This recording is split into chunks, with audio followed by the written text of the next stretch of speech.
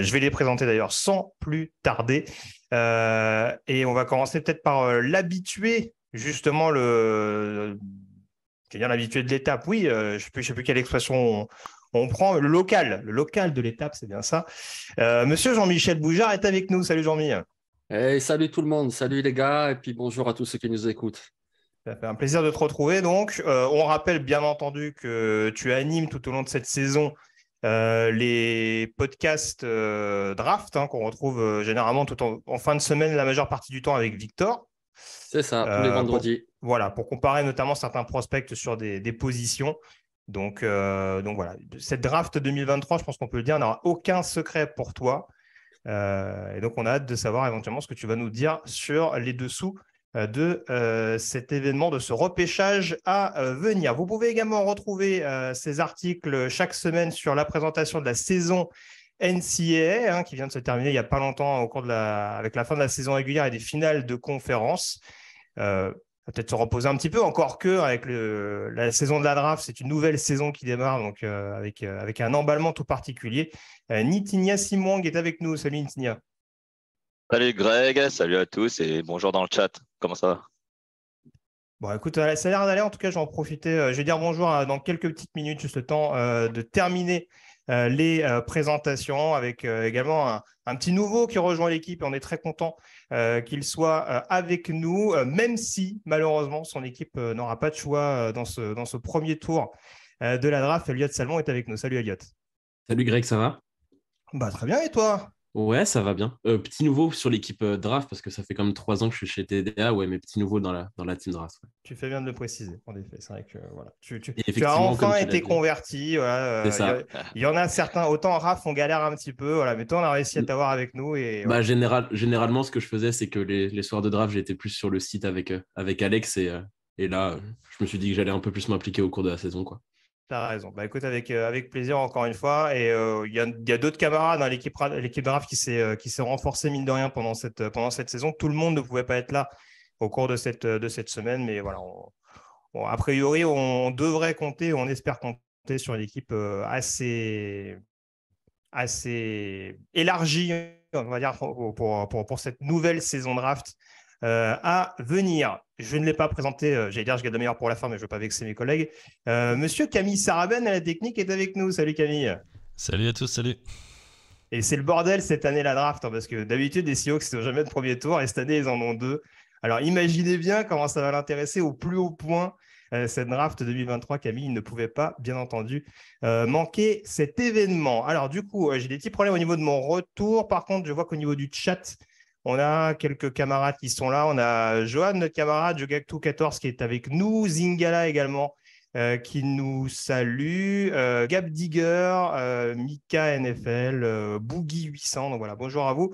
N'hésitez pas également à nous donner éventuellement vos préférences concernant vos équipes de cœur au cours de cette draft 2023, parce que le principal but, bien entendu, des 31 choix qu'on va analyser, puisqu'on rappelle que les Miami Dolphins n'ont pas de premier tour de draft cette année, notamment en raison de négociations un peu obscures, d'affaires entourant le propriétaire des Dolphins et de discussions a priori interdites avec Tom Brady et l'agent de Sean Payton, ou l'inverse d'ailleurs.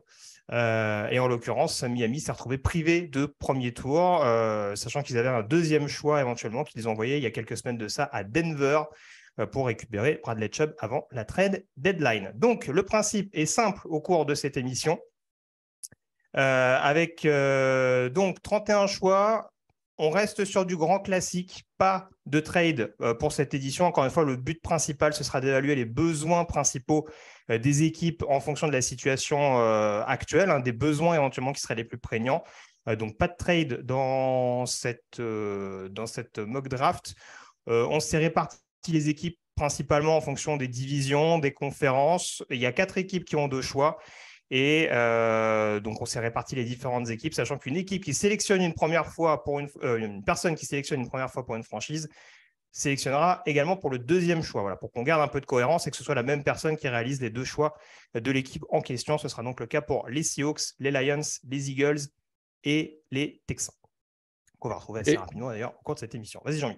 Et d'ailleurs, cette émission, elle vous est présentée par le Hard Rock Café. D'ailleurs, Merci. ce dimanche, ça reprend, c'est le retour des soirées NFL. Donc voilà, n'hésitez pas à y aller, c'est toujours très sympa. Moi, je suis déjà allé, ça m'avait vraiment plu. Donc voilà, le Hard Rock Café de Paris, on les salue bien bas. Tout à fait. Petit instant promo pour le Hard Rock, partenaire habituel des podcasts, notamment sur TDA, avec en effet voilà, les soirées NFL prévues les dimanches, avec notamment une happy hour étendue pour l'occasion. Du coup, on rentre dans le vif du sujet, messieurs, avec donc le premier choix qui va être effectué par tes soins, Nitinia, puisqu'on va parler des Houston Texans. Je crois, sans trop m'avancer, que le chantier est assez vaste du côté du Texas. Qui tu sélectionnes avec le premier des 2 choix de Houston au cours de ce premier tour? On t'écoute. Eh ben, ça va être très simple. Il faut un quarterback côté Houston. Et pour moi, le meilleur quarterback, c'est Bryce Young, donc d'Alabama. T'as pas beaucoup hésité, j'imagine, J'ai pas avec beaucoup CJ Stroud. hésité. J'ai pas beaucoup hésité avec CJ Stroud parce que, en tout cas, sur la saison, Bryce Young a été pour moi meilleur que CJ Stroud. Il a moins d'armes, Bryce Young à Alabama, que CJ Stroud à Ohio State, pardon. Et puis, il peut correspondre tout à fait aux besoins de Houston, c'est-à-dire changer de quarterback, de profil de quarterback. Ils ont eu un pocket passer avec Davis Mills.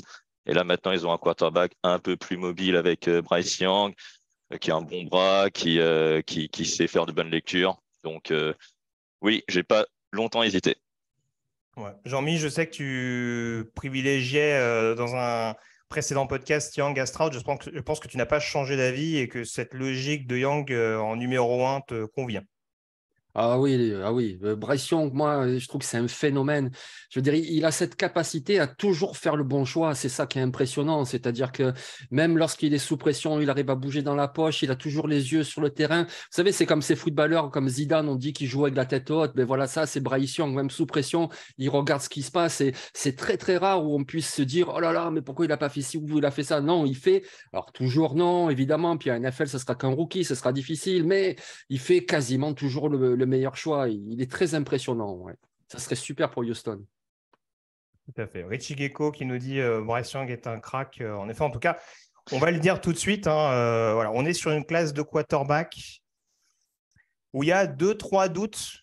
Très clairement, je pense qu'on peut dire que Bryce Young, à l'heure actuelle, en tout cas, n'en fait pas partie. Et en effet, paraît comme le quarterback le plus solide de cette QV, ce qui justifie sa sélection de numéro 1. On passe au numéro 2. Jean-Mi, je te redonne la main pour ce deuxième choix. Le deuxième choix des Chicago Bears. Alors, on l'a dit, il n'y a pas de trade dans ce premier tour. Peut-être que les Bears vont être tentés de faire un trade down éventuellement d'ici le mois d'avril. En attendant, si les Bears conservent ce deuxième choix, quelle direction tu les vois prendre? Ah, moi, je vais aller en défense parce que, oui, bien sûr qu'il faut entourer Justin Fields, que ce soit la ligne offensive, que ce soit receveur, mais je veux dire, avec le premier choix de la draft, avec le numéro 2, je pense qu'il leur faut aussi une pièce en défense. Et franchement, quand il y a un joueur disponible, un edge rusher de la compétence de Will Anderson, mais voilà, Will Anderson, Alabama. Les Bears de Chicago, cette année, c'est 16 sacs en 13 matchs. Je veux dire, c'est abyssal. C'est tout simplement la plus mauvaise équipe de NFL, tout simplement. Donc, qu'est-ce que tu veux faire avec cette défense-là? Donc, un edge rusher comme Will Anderson, c'est quasiment 60 plaquages pour perte en 3 saisons. C'est justement, c'est un félin. Je veux dire, imaginez quelqu'un genre Von Miller, par exemple. Voilà, c'est ce type de joueur très fluide, très rapide, qui met constamment la pression. Alors, je sais, Chicago, c'est une défense en 43, Matt Eberflus, etc. Will Anderson, il n'a pas tout à fait ce gabarit-là. Ce n'est pas Myles Garrett. Il manque peut-être un peu de masse, mais il y a un tel besoin et c'est un tel joueur, Will Anderson, que forcément, tu trouveras une place dans ton système et ça ferait le plus grand bien à Chicago, Will Anderson. Oui, je ne serais pas étonné que ce soit un joueur qui puisse prendre un petit peu de gabarit, en l'occurrence, pour rebondir sur ton propos. Et Elliot, ça te paraît cohérent, cette sélection de Will Anderson dans la très réputée franchise défensive de Chicago? Ah, clairement, clairement. Eux, ils font partie des équipes, s'ils ne font pas de trade, qui n'ont absolument pas besoin d'un quarterback. Et pour le coup, je pense que Will Anderson est déjà le meilleur joueur disponible. En plus, à une position où ils ont des besoins, en fait, ça correspond totalement à ce qu'il faut pour Chicago, Will Anderson. Tout à fait. Donc, les 2 premiers choix, en tout cas, qui sont donc des joueurs d'Alabama, ce ne sera pas une énorme surprise en tant que tel, puisqu'on peut considérer à l'heure actuelle que le meilleur joueur offensif et défensif du plateau viennent donc du Crimson Tide, les deux joueurs qu'on a évoqués. Jean-Mi, tu as également le troisième choix. Attention, pas de pression sur tes épaules. Tu vas faire le premier choix pour les Seattle Seahawks. Ce choix, j'allais dire récupéré vient très... Oui, c'est le choix des Broncos. C'est le choix des Broncos, c'est bien ce qui me semblait. J'avais DO entre parenthèses, j'étais un peu perturbé. Je cherchais Détroit dans ma tête alors que pas du tout. Donc le choix récupéré par Seattle en provenance de Denver. Quelle direction tu prends pour les Seahawks? Vraiment, ça a été un casse-tête ce choix parce que le quarterback Geno Smith fait une très bonne saison, mais en même temps, à 32 ans, c'est sa première véritable bonne saison. Donc, est-ce que vraiment ça va être lui le quarterback pour les 5-6 prochaines années? Et puis, tiens, un quarterback comme CJ Stroud qui a quand même beaucoup de qualité, qui est disponible. Donc, c'est quand même très tentant. Tu n'auras pas tous les ans un choix dans le top 3 de la draft pour prendre un quarterback.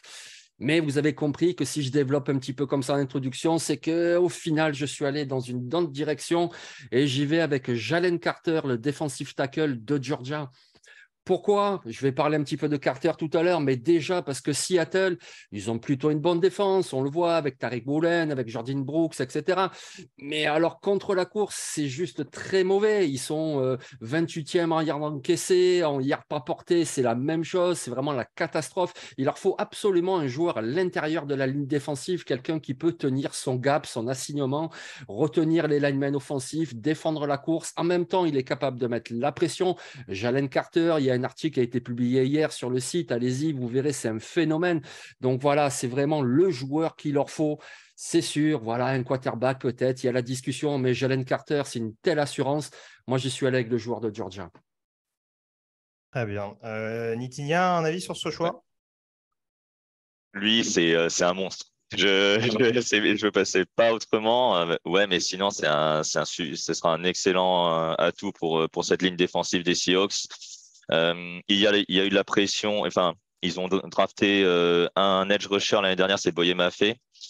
Et il manque cette pression intérieure du côté de Seattle pour que Seattle redevienne la légende of Boom, pourquoi pas, avec en chef de file, peut-être Jalen Carter. Mais très, très bon choix pour les Seahawks, s'ils le prennent en tout cas. Oui, c'est sûr que Lawrence Top n'a pas été à la fête. On l'a encore vu le week-end dernier face à une équipe des Rams qui était quand même en plus assez diminuée dans ce secteur-là. Je regardais un petit peu les réactions. Je crois que Nolive 9 nous disait merci Jean-Mi, non? Attends, il me semble l'avoir passé. Ouais, je crois que c'est ça, oui, c'est ça. Ah non, c'est Bill Zwerski qui disait merci à Jean-Mi pour le choix de Chicago et Nolive 9 qui nous disait Carroll n'ira pas sur un quarterback. Donc voilà, globalement, on te rejoignait là-dessus. Seattle ne choisit pas un quarterback en numéro 3. Est-ce que Détroit va prendre cette décision? Elliot, toi qui choisis pour la première fois en faveur de la franchise du Michigan. J'ai beaucoup hésité et j'imagine.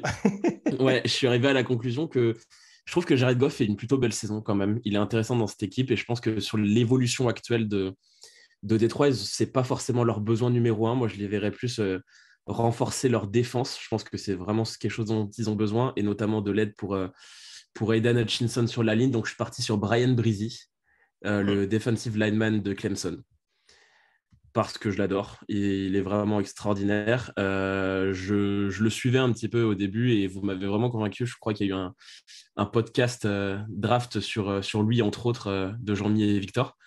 Et ouais, j'ai commencé vraiment à regarder et vraiment, je le trouve hyper impressionnant. Il a une espèce de mobilité qui est assez rare, je trouve, pour un mec autant à l'intérieur, mais en même temps, il est tout sur son chemin. Donc, je pense que ça peut être vraiment une bonne chose pour Détroit.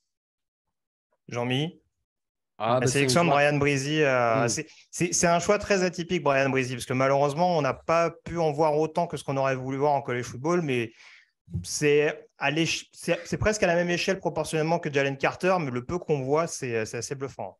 C'est ça, exactement. Moi, je me souviens d'images de Brian Brizee quand il était encore que lycéen et j'étais affolé, ce joueur. Et puis, il a fait des saisons fraîchement fantastiques, saison sophomore très, très bonne. Il n'y a guère que cette saison où ça a été moins ça, mais bon, on le sait, il a été aussi perturbé par des soucis personnels, le décès de sa jeune sœur, etc. Donc, c'est vrai qu'avec Clemson, il n'a pas fait une saison fantastique là, mais c'est un joueur aux qualités incroyables. Quelque part, il peut faire penser un peu à un J.J. Watt. Voilà, c'est ce type de joueur que tu mets sur le premier idéal qui est très pénétrant, qui sait faire beaucoup de choses, qui va occuper à chaque fois 2 linemen offensifs. Donc, c'est vraiment un super joueur. En plus des 3, à chaque fois, ils nous disent on veut un jeu physique. Ben voilà, un Brian Brizzi dans cette équipe, ça serait très, très bien. Oui, on sait que Dan Campbell a un faible pour les linemen défensifs. On l'a vu quand c'est des linemen défensifs intérieurs un peu costauds.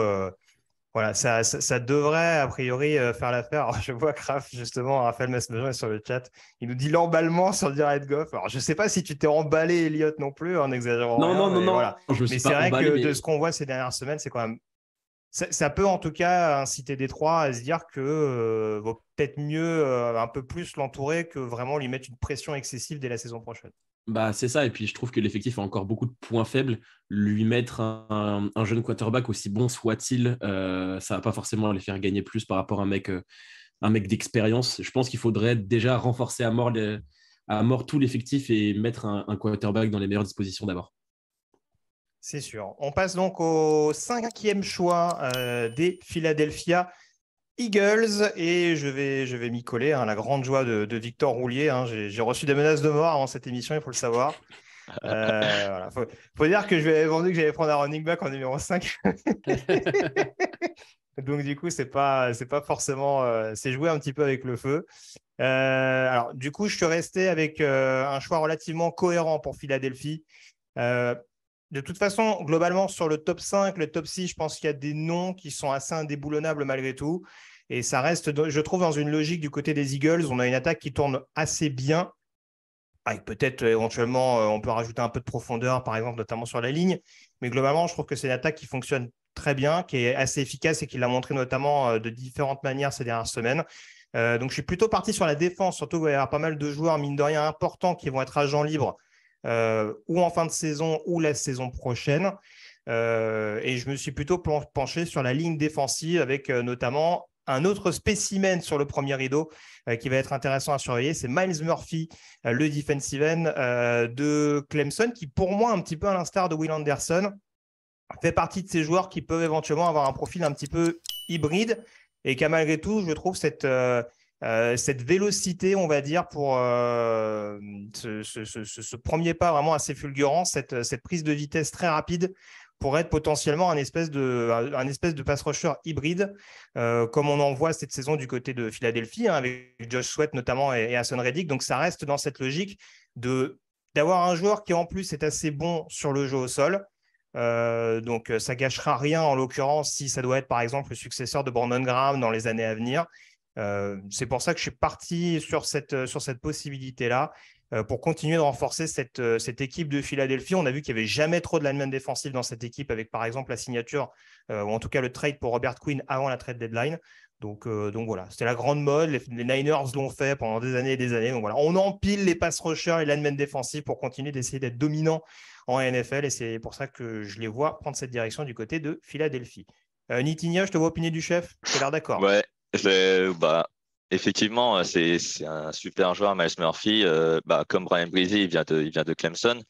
Mais surtout, la ligne défensive des Eagles, ils ont signé d'autres joueurs, on va dire, des vieux de la, des vieux de la baraque avec Ndamukong Kongsu et Levan Joseph. Et là, avec Myles Murphy, donc la ligne défensive, en plus avec Josh Sweat, comme tu l'as dit, et Haason Reddick, ça va être un trio assez explosif sur la ligne. Donc, bonne direction. Donc, et Philadelphie va encore être terrifiant en défense avec ce joueur. En tout cas, ils vont continuer de renforcer un pass rush qui a été transfiguré entre la saison dernière et cette saison. Donc, ce sera en tout cas une opération, à mon sens, assez intéressante.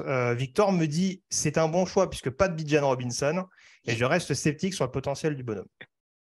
Donc voilà, on développera éventuellement dans les futurs podcasts là-dessus, mais un gros potentiel, Myles Murphy qui n'a pas forcément percé dès le début de la saison, mais on a vu que quand il s'est un petit peu énervé, ça a aussi coïncidé avec la bonne forme des Clemson Tigers. On passe au 6e choix, messieurs, les Carolina Panthers sont sur l'horloge et du coup, donc, Elliot, je te rends la main. Tu n'as pas choisi de quarterback pour les Lions. Est-ce qu'on prend la direction d'un quarterback pour Charlotte du coup? Ouais, cette fois-ci, on prend la direction d'un quarterback. Évidemment, il y a eu Bryce Young sélectionné en 1. Ce sera évidemment CJ Stroud sélectionné comme deuxième quarterback, le quarterback d'Ohio State. Vous parliez très bien tous de Bryce Young, qui est un joueur que j'aime beaucoup, mais moi je suis plus dans la team CJ Stroud personnellement, parce qu'il y a un côté leadership, il y a un côté un peu prototype NFL du quarterback plus grand, plus costaud. Je le trouve intelligent, même si c'est le cas aussi de Bryce Young, mais je le trouve plus adaptable à la NFL. Et on sait que Carolina, je pense que Carolina aura envie de se stabiliser sur le poste après avoir après avoir utilisé à peu près 45 quarterbacks sur les 3 dernières saisons. Donc je pense que là, il serait peut-être temps qu'il se stabilise, et je pense que ça peut être le cas avec CJ Stroud.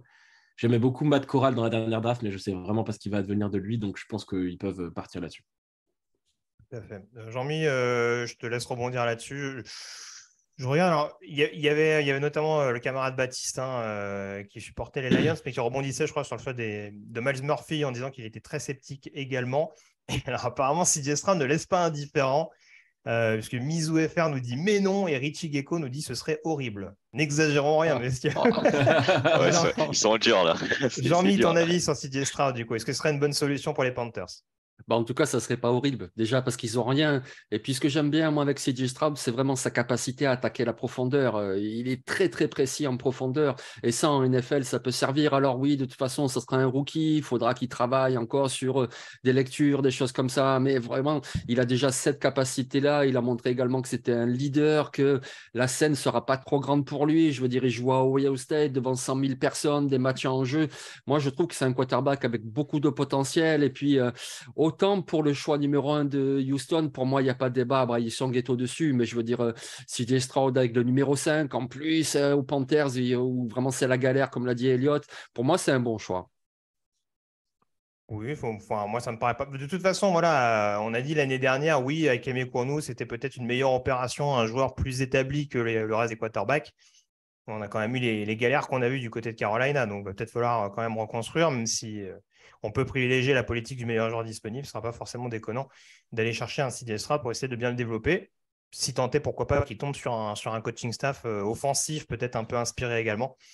Un peu plus inspiré que sous Matt Rhule. Ce sera peut-être pas très, très, très difficile. Oui, en l'occurrence, le 7e choix à présent, Jean-Mi, je te redonne la parole, puisque tu vas choisir pour une équipe qui t'est chère, les Jacksonville Jaguars, qui ont donc sélectionné Trevon Walker, notamment la saison dernière au premier tour. Il y a eu Devin Lloyd également. Est-ce qu'on reste en défense ou est-ce qu'on prend une autre direction du côté de la Floride? Non, il faut aider Trevor Lawrence, il faut l'aider. Et là, du coup, avec les joueurs disponibles, j'ai vraiment 2 directions. Donc, un tackle offensif, c'est très tentant, mais franchement, moi, j'y vais avec un receveur. Il s'appelle Quentin Johnston et il joue à TCU. Alors, pourquoi je prends Quentin Johnston au Jaguar alors que ce n'est pas mon receveur préféré de cette QV? Mon receveur préféré de cette QV, sans doute quelqu'un d'autre en parlera tout à l'heure, je ne vais pas dévoiler son nom, mais Quentin Johnston, il fait une saison fantastique. L'année dernière, il avait déjà fait une très bonne saison. Et si je le prends au Jaguar, c'est surtout parce que c'est un receveur qui est très grand, qui en plus va vite.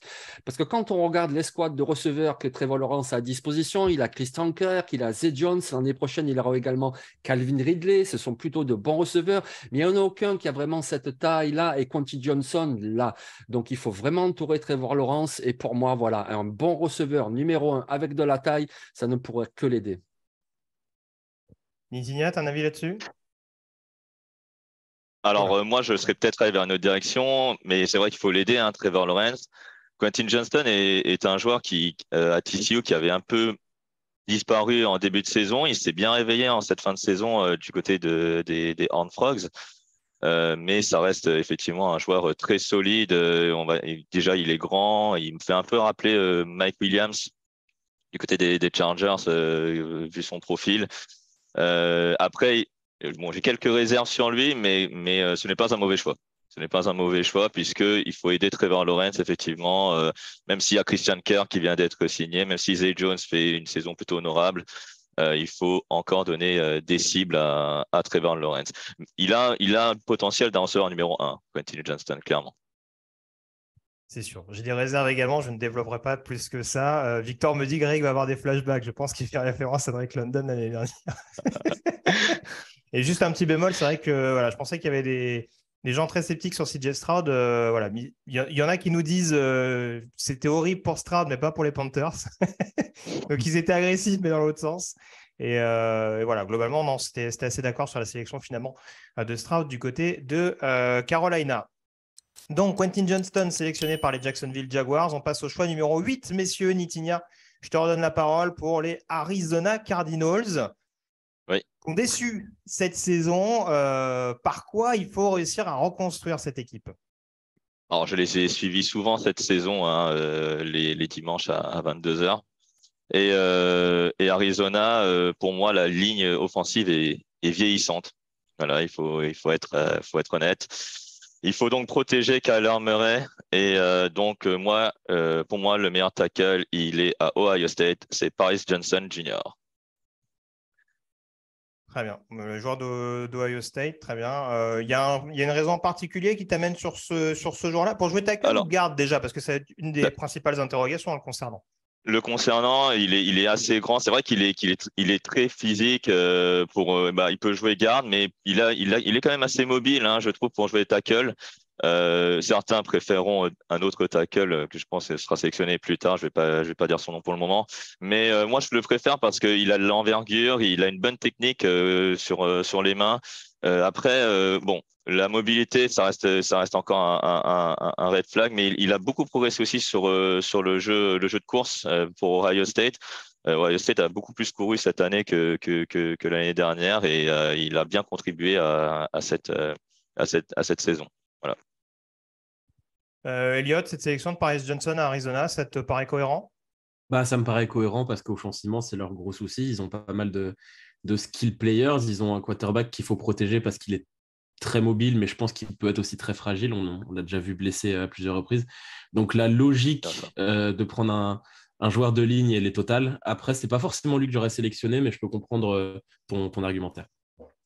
Je suis déçu. Hein. Franchement, moi qui vends un running back aux Cardinals chaque saison, j'espérais que c'était le choix Bijan Robinson. Alors, je tombe de très très haut. T'as quand même James Conner qui fait le travail après. Hein. Oui, c'est sûr.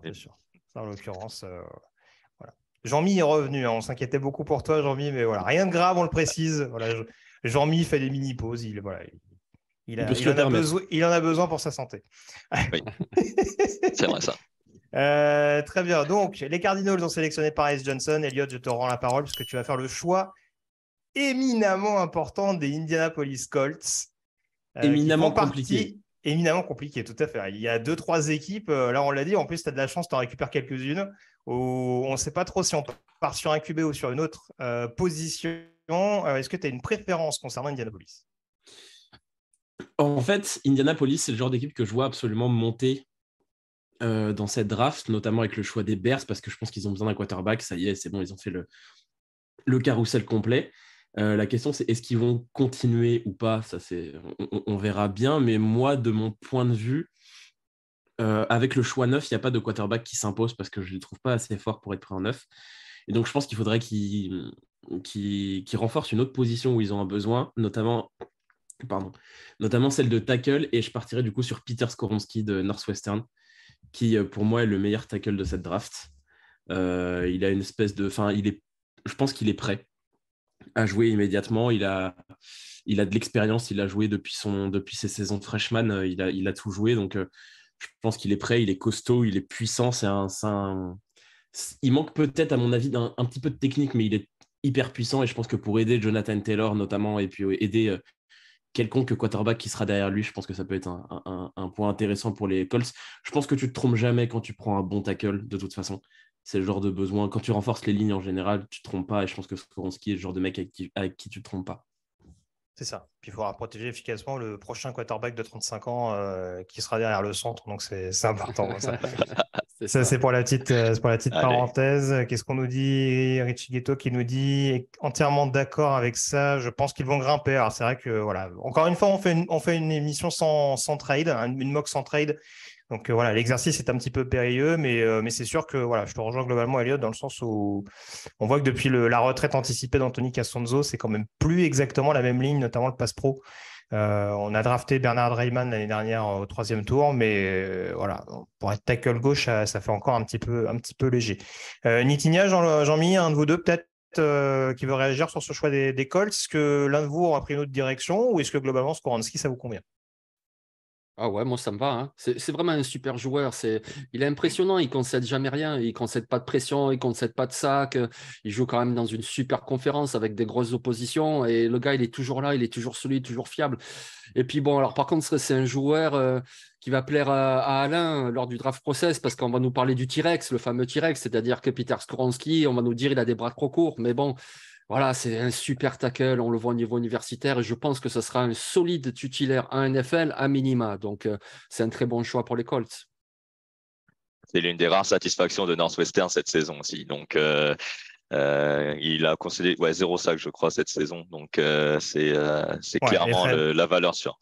Tout à fait. Très, très peu de pression globalement. Donc voilà, ça fait partie de ces joueurs, en effet, où un petit peu sur le même modèle. Hein. Alors, je ne vais peut-être pas exagérer non plus, puisque je ne sais pas s'il est modelé exactement de la même manière, mais oui, ça rappelle un peu le type de prospect qui était un Quentin Nelson, par exemple, à sa sortie de Notre-Dame, un joueur quand même extrêmement bien établi, donc avec qui on sait ce qu'on peut potentiellement récupérer, qui peut être bon côté gauche. Voilà, j'essaie de voir rapidement. Voilà, Guillaume qui nous dit voilà, j'espérais Skoronski à Pittsburgh. Il y aura peut-être un tackle tout à l'heure du côté des Steelers, sait-on jamais. À voir éventuellement ce qu'on en dira tout à l'heure. On nous demande si Skoronski est mauvais techniquement. J'ai pas dit qu'il était mauvais techniquement, je le trouve encore perfectible.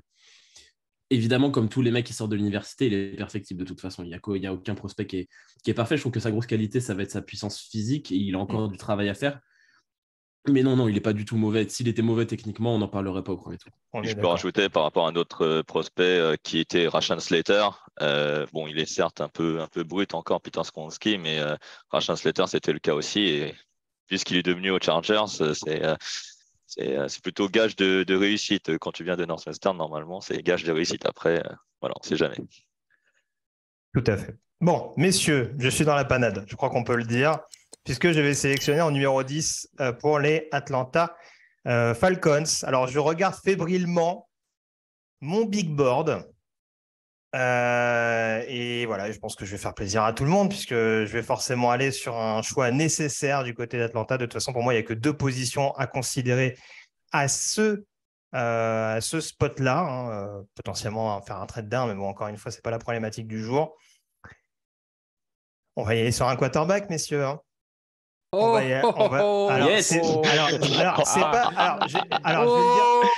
vais le dire tout de suite, c'est pas ma préférence, mais ça tombe bien parce que l'année dernière, je voulais pas Desmond Ridder. Là, il y a breaking news là. donc je veux pas de Will Levis, ils vont le prendre. alors, je vais être très clair là-dessus. L'avantage d'un Will Levis, parce qu'on va forcément mettre les points positifs en avant. Ça reste, je trouve, un joueur relativement complet. C'est-à-dire qu'on avait vu notamment au début de sa carrière du côté de Penn State qu'il avait une mobilité intéressante et il a développé à Kentucky dans un système offensif assez NFL-friendly, on va dire, en tout cas avec on va dire, chapeauté par des coachs NFL. On a vu notamment la saison dernière qu'il était capable de faire des très bonnes choses. Cette année, bien entendu que c'est beaucoup moins bon. Il n'a pas été aidé, c'est le moins qu'on puisse dire, par une ligne offensive qui a été absolument affreuse du côté de Kentucky tout au long de cette campagne. Maintenant, ce qui pose problème du côté de Will Levis, c'est d'une part la précision, la prise de décision en règle générale, parce qu'il y a beaucoup de turnover, pour le coup, un peu fâcheux, notamment en zone rouge. Donc c'est bien, en plus, comme ça sera dans la continuité de Marcus Mariota, ça c'est important. Mais voilà, je pense que c'est un profil en tout cas qui peut plaire à Arthur Smith. Encore une fois, ce n'est pas ma préférence personnelle, mais je pense que dans ce genre de cas de figure, avec le scénario qui serait celui-là, c'est la direction qui pour moi serait prise par les Falcons. Après, voilà, c'est pas sans risque et sinon, je le dis, j'irais peut-être plutôt sur un pass rusher en priorité parce qu'il y a des gros besoins à ce niveau-là. Mais il y a peut-être plus de profondeur sur le poste de edge rusher que sur le poste de quarterback. Donc, pourquoi pas tenter le coup et à mettre en concurrence avec Desmond Ridder la saison prochaine, par exemple, puisqu'on n'aura pas un échantillon très, très large de ce qu'on va avoir de Ridder en 2022. Est-ce que l'un de vous veut réagir là-dessus et tant qu'à faire, savoir s'il y a des réactions enfin, s'il y avait d'autres choix éventuellement qui vous auraient intrigué pour Atlanta? Moi, je me demande dans ce cas-là ce que tu fais de Ridder, quoi. Parce que c'est bien de mettre en concurrence, mais c'est un petit peu bizarre de prendre de coup sur coup des quarterbacks très hauts, je trouve. Certains diront que troisième tour, c'est pas si haut que ça pour un quarterback. Ouais, ok. Ouais. En fait, c'est surtout l'idée que le mec était le deuxième quarterback pris dans la draft. C'était surtout ça, en fait. Mais voilà, en vrai, Reader aurait joué plus tôt. Je me serais dit que c'était un projet d'avenir.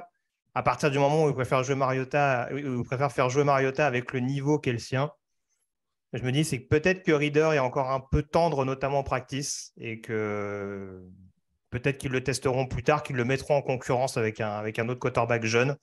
Mais que voilà, pour cette année, ça me paraît peut-être un petit peu compromis. C'est Rabert qui dit les Falcons prenaient un edge. Sur le principe, je ne suis pas en désaccord. Est-ce que Nitinia ou Jean-Mi, vous seriez parti sur un edge? Ouais, moi Probable. je pense, ouais. Ouais, moi aussi.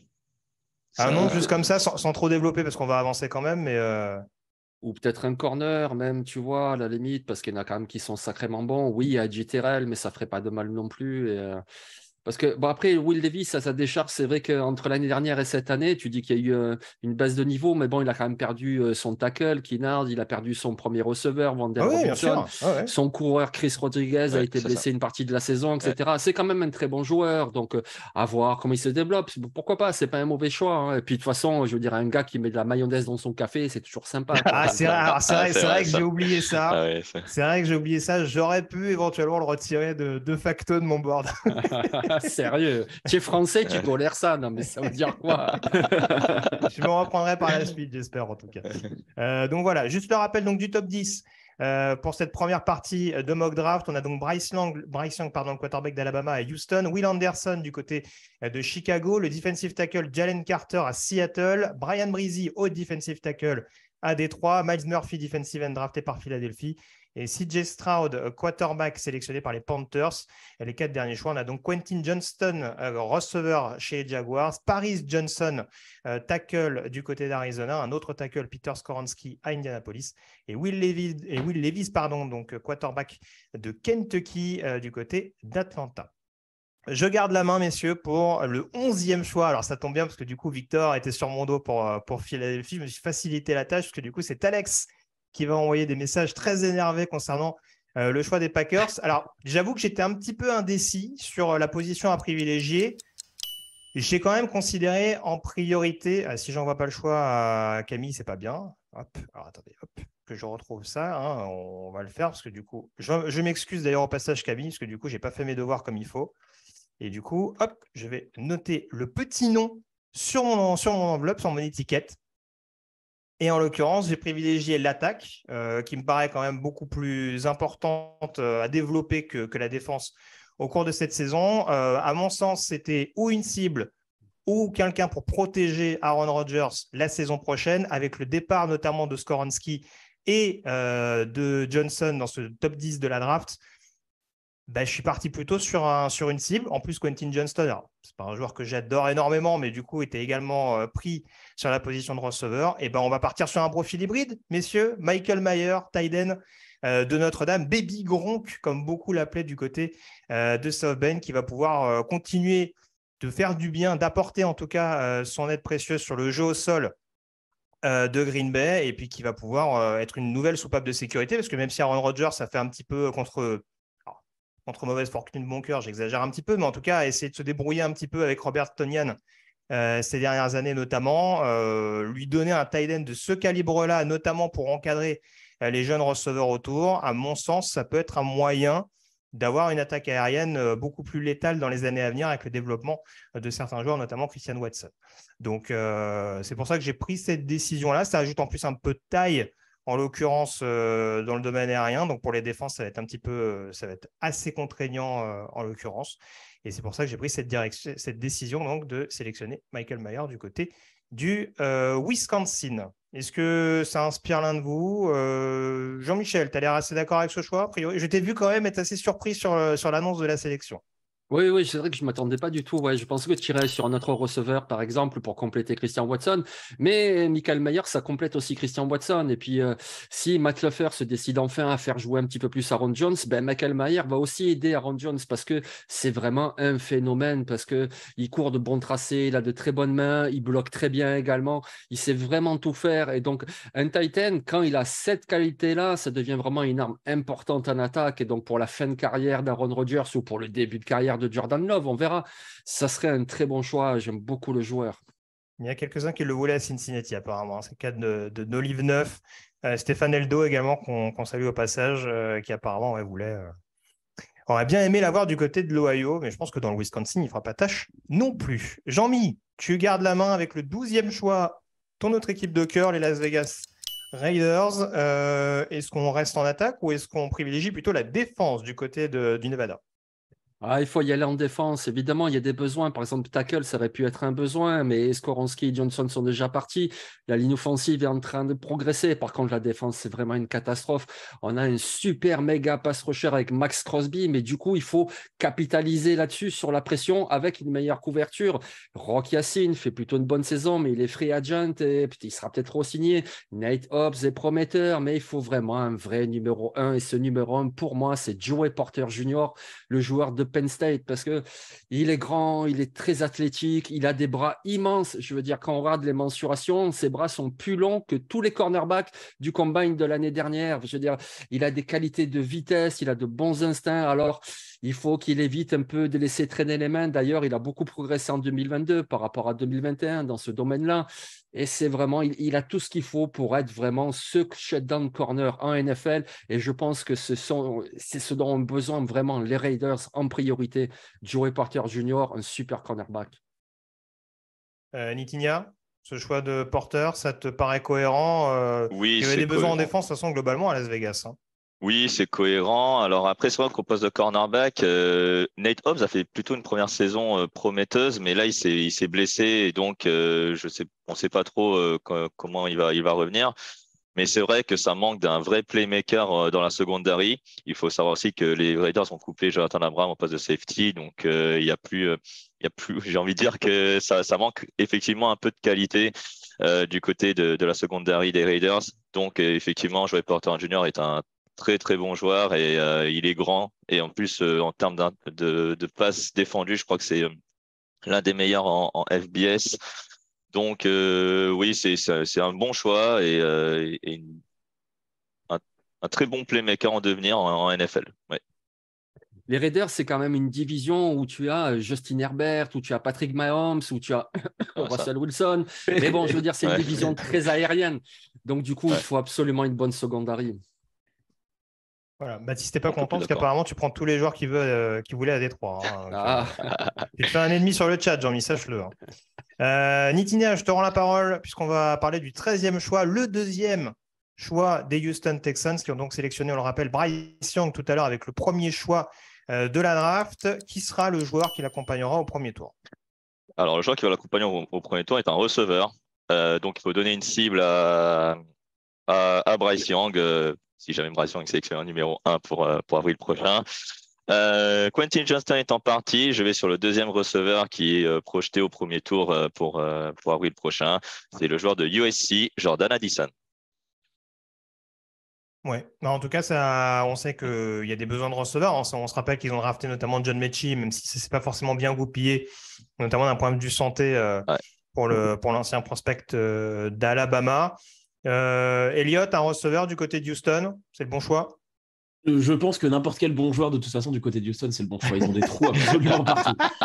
D'accord. Ils ont sûrement l'effectif le plus faible. Mais oui, effectivement, donner tout de suite une relation quarterback-receveur assez rapidement pour un jeune quarterback, c'est toujours intéressant. Donc, je pense que ouais, le choix d'Addison est très bon. En plus, avec Johnston parti, pour moi, c'est les deux top receveurs de cette QV. Donc, ouais, toute logique. En tout cas, ça booste très bien le jeu aérien, l'attaque aérienne de Houston entre le quarterback le plus établi sur le papier, en tout cas de cette draft, et Jordan Addison, qui est un vrai pur receveur de possession. Hein. Enfin, les comparaisons qui arrivent le plus souvent, c'est quoi? C'est Keenan Allen, c'est ce type de profil-là. Donc, voilà, en l'occurrence, c'est quand même un joueur qui sera assez intéressant à surveiller à l'échelon supérieur. Écoute, on reste avec toi, Nitinia, pour le choix des Pittsburgh Steelers, le 14e. Alors, tout à l'heure, on était assez déçus d'être passé à côté d'un lineman offensif. Et je comprends quand même cette direction du côté de la Pennsylvanie. Je t'avoue que j'ai hésité. J'ai vraiment hésité. Je me dis, ouais, il y a aussi un besoin en défense côté de Pittsburgh. C'est le poste de linebacker. Mais linebacker en 14e choix, je me dis que... un corner, tu n'as pas considéré, si je peux me permettre?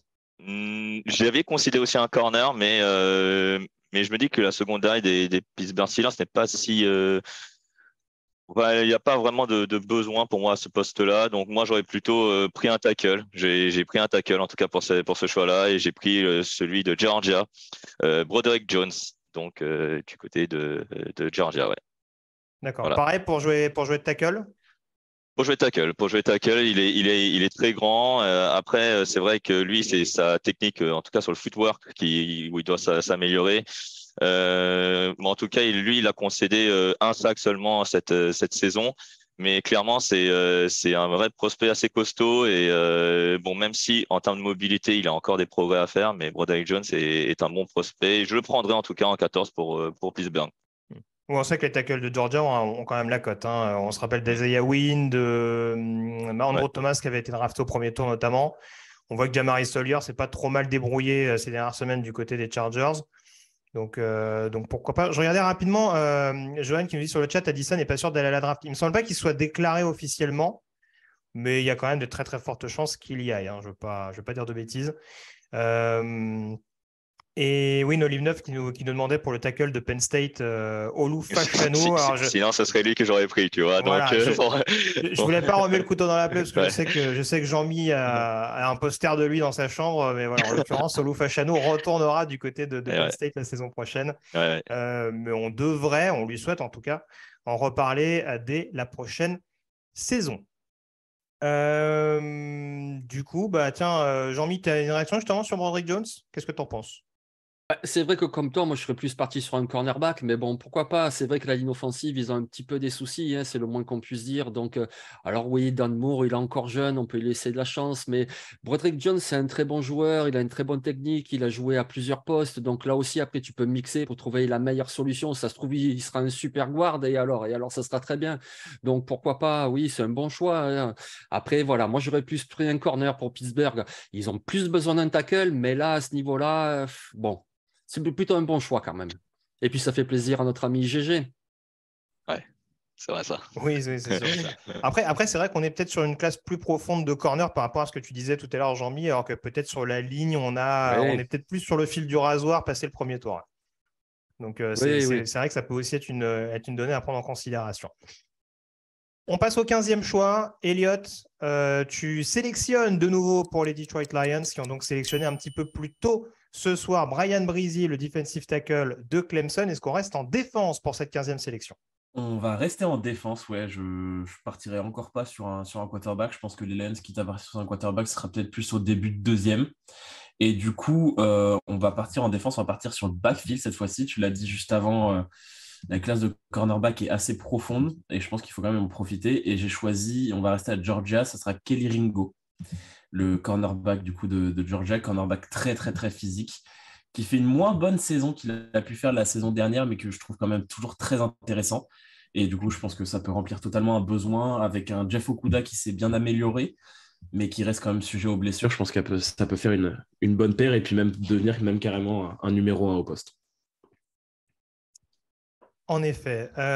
Nitinia, tu as un avis sur cette sélection de Kelly Ringo du côté de Détroit pour épauler Jeffrey Okudah du coup? Oui, pour épauler Jeffrey Okudah, très bon choix de mettre Kelly Ringo, un cornerback grand qui a été décisif en finale de conférence l'année dernière face à Alabama. C'est vrai que, comme l'a dit Elliott, cette année, il n'a pas été, on va dire, plus playmaker que la saison dernière, mais il faut regarder en termes physiques et en termes de taille, il coche toutes les cases d'un cornerback potentiel numéro 1. Donc, très, très bon choix et je valide. Très bien. Écoute, on va passer au 16e choix des Los Angeles Chargers. Alors là aussi, comme pour Atlanta tout à l'heure, j'ai eu un cas de conscience.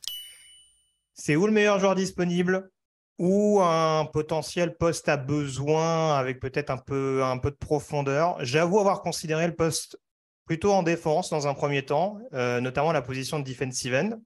Parce que paradoxalement, même si on a Khalil Mack et Joey Bosa sur le papier, il n'y a pas eu autant de sacs que prévu et Joey Bosa reste un joueur qui se blesse souvent. Donc j'ai longtemps considéré le poste de defensive end. Maintenant, on est à Los Angeles quand même, les gars. Il faut avoir une attaque quand même hyper séduisante.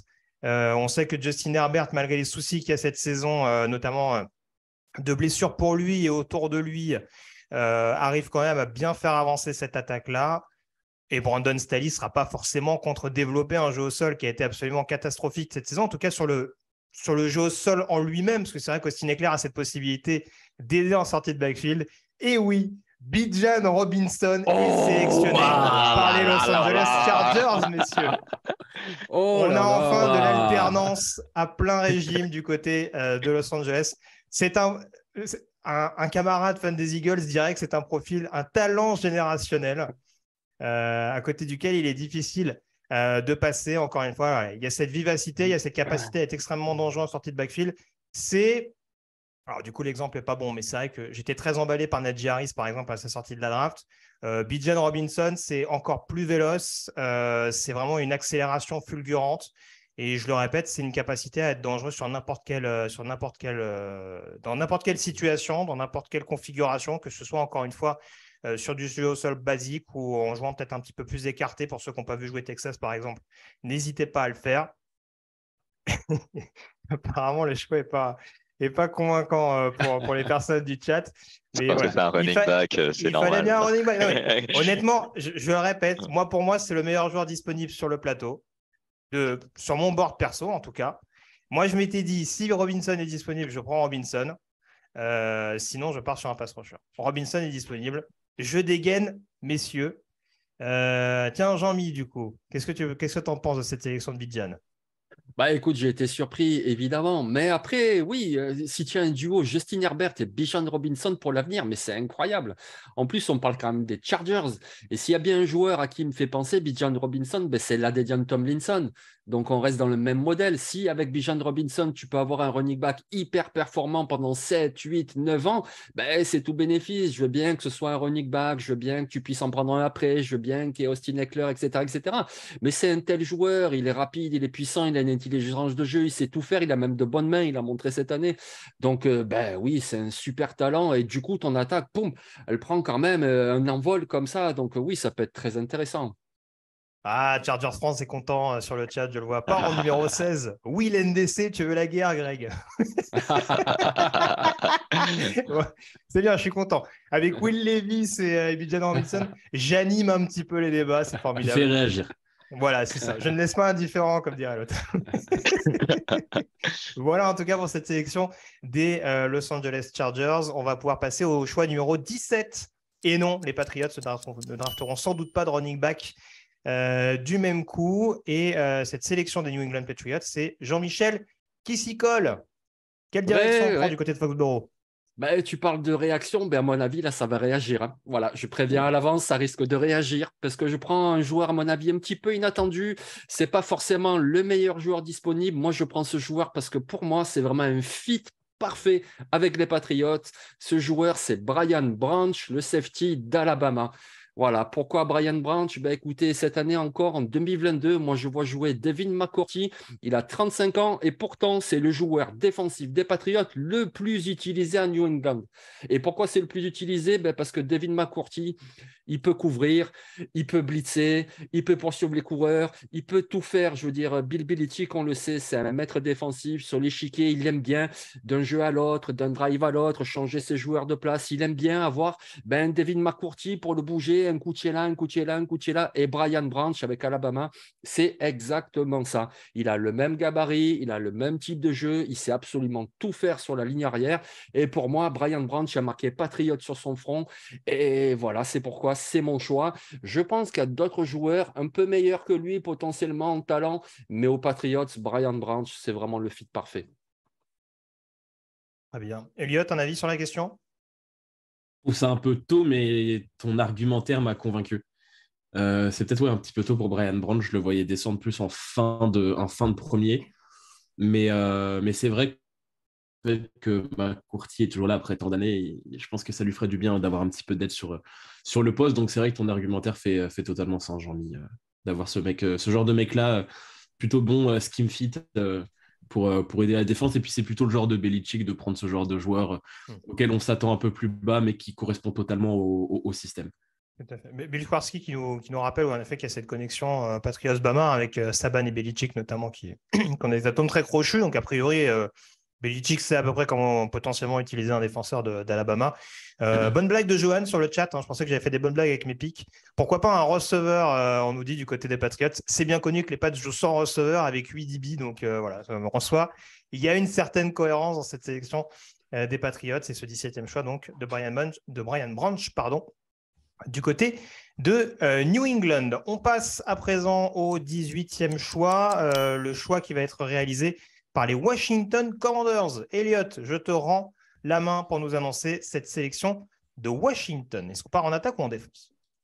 Part en défense. C'est vrai que quand j'ai regardé les équipes, quand on a fait la distribution, je suis quand même tombé sur plein d'équipes qui pourraient potentiellement prendre un quarterback. Mais je ne suis pas parti là-dessus. Je suis parti en défense. Je suis parti dans le backfield, encore une fois. Et j'ai pris Cam Smith de South Carolina, qui est un defensive back extrêmement physique, extrêmement malin, qui pour moi est prêt à jouer en fait directement. Je trouve qu'il a toutes les qualités requises pour s'imposer directement dans la défense de Washington, autour de joueurs de qualité comme Benjamin Saint-Just, Cameron Curl, etc., qui sont des joueurs jeunes. Et je pense que ça peut être aussi la fondation de la défense de Washington. On sait qu'ils ont beaucoup investi ces dernières années sur le front seven avec notamment la ligne défensive. Et je pense qu'il était aussi temps de renforcer aussi les extérieurs, parce qu'on est toujours très... Tous les ans, il y a beaucoup de hype autour de la défense de Washington et ça ne délivre pas forcément à chaque fois. Et je pense qu'en continuant à la renforcer, peut-être qu'ils arriveront enfin à atteindre le niveau qui est censé être le leur. Et je pense que Cam Smith peut aider dans ce sens-là.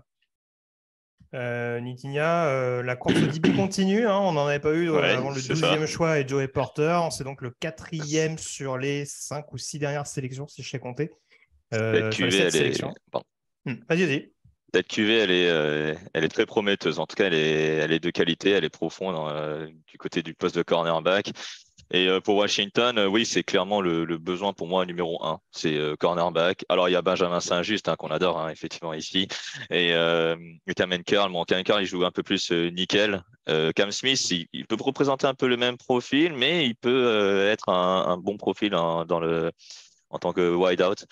Donc, franchement, c'est un bon choix. Surtout qu'à South Carolina, Cam Smith n'a pas concédé beaucoup de touchdowns cette saison.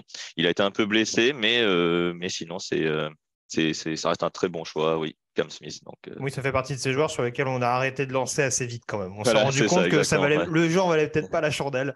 Donc, généralement, quand c'est indicateur de ce point de vue-là, on se doute qu'en NFL, voilà, c'est quand même un joueur qui peut en tout cas intimider 2-3 receveurs. Donc, ça va être assez intéressant à surveiller, en effet, sur une escouade de cornerback, en plus à Washington, où ce n'est pas vraiment la joie. Ces dernières saisons, on change un peu les profils, mais où malheureusement, le résultat reste assez similaire globalement, en tout cas. On passe au 19e choix, le choix réalisé par les Tampa Bay Buccaneers. Alors là, on rentre, je ne l'ai pas dit en introduction, bien entendu, on s'appuie sur les positions actuelles, bien entendu, à l'issue de la dernière semaine de saison régulière, et donc forcément les équipes qu'on va retrouver sur les spots de playoffs, ça tient compte également des fiches actuelles parmi les équipes potentiellement qualifiables en playoffs. C'est pour ça qu'on va commencer par parler des Tampa Bay Buccaneers, donc avec le 19e choix, et c'est Nitinia qui s'y colle de nouveau pour cette sélection de Tampa Bay. Qu'est-ce qu'on choisit? Est-ce qu'on prend un successeur à Tom Brady du côté des Bucs? La réponse est non, Greg, malheureusement. Non, là, j'ai décidé d'être sérieux sur cette mock draft. C'est vrai. Nos livres, il croyait aussi, il nous dit un quarterback. Ouais, un quarterback, oui. Franchement, il y avait marqué quarterback en plus sur mes besoins de poste du côté de Tampa Bay, mais non, pour moi, ce choix numéro 19, Tampa Bay doit investir en défense. Il doit investir sur un pass rusher. Et là, pour l'instant, on n'a pas parlé de lui. Il est très grand, il est assez longiligne et il a une qualité qui est la vitesse. En plus qu'il est grand. C'est le joueur de Texas Tech, Tyree Wilson. Très bien. Oui, profil extrêmement atypique. Ce n'est pas habituel, en tout cas, d'avoir un pass rusher de Texas Tech mis à l'honneur, on va dire. Le dernier défenseur assez réputé qui est sorti des Red Raiders, si je ne m'abuse, c'est Jordan Brooks. Linebacker qui évolue aux Seahawks aujourd'hui. Tu me mets un doute là, mais oui, je pense sinon c'est lui. Ouais. Mais du coup, tu le vois jouer, donc tu le vois avoir le profil pour évoluer en outside linebacker du coup à l'échelon supérieur. Oui, alors on a un linebacker, ou alors sur, tu sais, sur la ligne de 3 en defensive end à Tampa Bay en remplacement. Alors, il y a Adam Nkounkou qui est parti du côté de Tampa Bay, enfin, qui est parti du côté des Eagles. La pression intérieure, il y a juste Vita Vea qui la met. Et donc, Tyree Wilson, je vois bien en tout cas Texas Tech être performant, surtout sur le run stop. Mais après, faire des sacs, c'est pas un problème pour lui aussi, car il est, comme je l'ai dit, il est assez vif. Encore du progrès à faire concernant la technique, notamment dans les mains. Mais sinon, c'est un super joueur qui va être une valeur sûre en NFL sur la ligne défensive. Très bien. Elliot, un avis sur cette sélection de Tyree Wilson, donc du côté des Tampa Bay Buccaneers? Dans l'ensemble, je trouve que c'est une plutôt bonne sélection. Si tu le mets à côté de Vita Vea, ça commence à physiquement faire peur aux adversaires. C'est assez costaud. Donc, je pense que ça peut être aussi pas mal pour la défense des Buccaneers qui a connu des difficultés quand même cette année, il faut être honnête. Et du coup, je pense que ça aurait été marrant de prendre un successeur à Brady, mais comme il va continuer jusqu'à 57 ans, c'est pas forcément très utile de prendre un gars que tu vas trader plus tard. Donc non, ouais, je trouve que c'est un bon choix. Sarah nous dit... Vas-y, Jean-Mi. Tyree Wilson, il est quand même bien costaud. Alors, c'est vrai qu'il peut faire le pass rusher extérieur, mais comme il disait Nitti, tu peux le mettre sur la ligne de 3. Tu as par exemple quelqu'un comme William Goldstone qui joue ce rôle-là à Tampa Bay. Ouais. Et voilà, ça peut être un remplaçant plus talentueux que Goldstone. Et il peut s'inscrire avec Shaquille Barrett d'un côté, avec Joe Tryon de l'autre. Lui, il est là aussi à côté de Vita Vea. Parce qu'on le sait, les fronts, ils sont mixés. On parle de 3 il n'y a jamais mais... trop pass rusher en ce moment en NFL de toute façon. Voilà, d'ailleurs, on le voit très bien, comme tu dis, avec Dallas, etc. Donc oui, ça serait très, très bien. Et c'est un super joueur, ce Tyree Wilson. Tout à fait. Victor sur le chat nous dit style. Donc, c'est vrai qu'il y a certains analystes qui l'annoncent top 10 en avril prochain. Hein. Donc, à voir. Alors, il a une petite blessure au pied pour finir la saison. Ce sera éventuellement à surveiller. Mais en tout cas, il n'y a rien à dire, notamment sur ces 2 dernières campagnes du côté des Red Raiders et sur cette polyvalence que tu mets en avant, Jean-Mi notamment. Alors, Sarah Berge disait, est déçu du fait qu'il n'y ait pas eu de quarterback. Alors, Solal Zeppo, j'espère que je n'écorche pas le pseudo, nous dit c'est si pauvre que ça la QV des QB en dehors de Young et Stroud. Alors, je rappelle que Will Levis est numéro 10. mais c'est vrai que voilà, il y a beaucoup de zones d'ombre sur pas mal de prospects et que on va dire que tout ne rassure pas très très clairement sur pas mal de prospects. On a donné les points un petit peu négatifs sur Will Levis. Il y en aura peut-être un ou deux éventuellement qu'on pourra considérer en fin de premier tour, mais c'est pas sûr du tout. Donc voilà, on aura l'occasion encore une fois de développer durant ce processus de draft. Elliot qui me casse mon emballement, même le fait de laisser un semi-suspect, non, je crois pas, non. Je veux pas. Ça serait quand même. Non, mais je veux pas donner de faux espoirs, mais il n'y a pas vraiment d'équipe pour prendre un quarterback dans cette fin de draft. Oui, ça va être un peu plus. C'était plutôt de là-dessus. Non, sinon, ça reste le poste de quarterback. Il y a toujours des équipes qui peuvent péter un plomb et monter pour aller chercher un gars. Tout à fait. Stéphane nous disait la O-line peut-être pour Tampa. Après, c'est pareil, il y a beaucoup de linemen qui sont partis. Et on l'a dit, il n'y a peut-être pas non plus une profondeur dingue, notamment sur le premier tour, sur les linemen offensifs. Donc peut-être qu'une fois que les principaux seront partis, ça peut éventuellement inciter les équipes à partir sur le meilleur joueur disponible plutôt que sur un lineman en l'occurrence. Le 20e choix, on retourne dans l'État du Washington pour la sélection des Seattle Seahawks, Monsieur Boujard, avec Jalen Carter, le defensive tackle de Georgia qui a été sélectionné précédemment, qui va le rejoindre du côté du Century Healing Field. Il me semble qu'ils ont changé de nom il n'y a pas longtemps.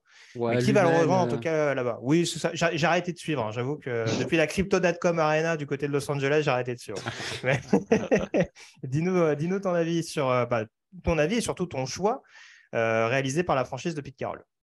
On aurait pu considérer peut-être un quarterback parce qu'il y en a un qui a beaucoup de potentiel mais qui n'est pas prêt du tout. Mais justement, ça tombe bien, ils ont le temps avec Geno Smith. Donc, je parle d'Anthony Richardson. Mais au final, écoutez, non, j'y suis resté en défense. J'y vais avec un super linebacker. Il s'appelle Trenton Simpson.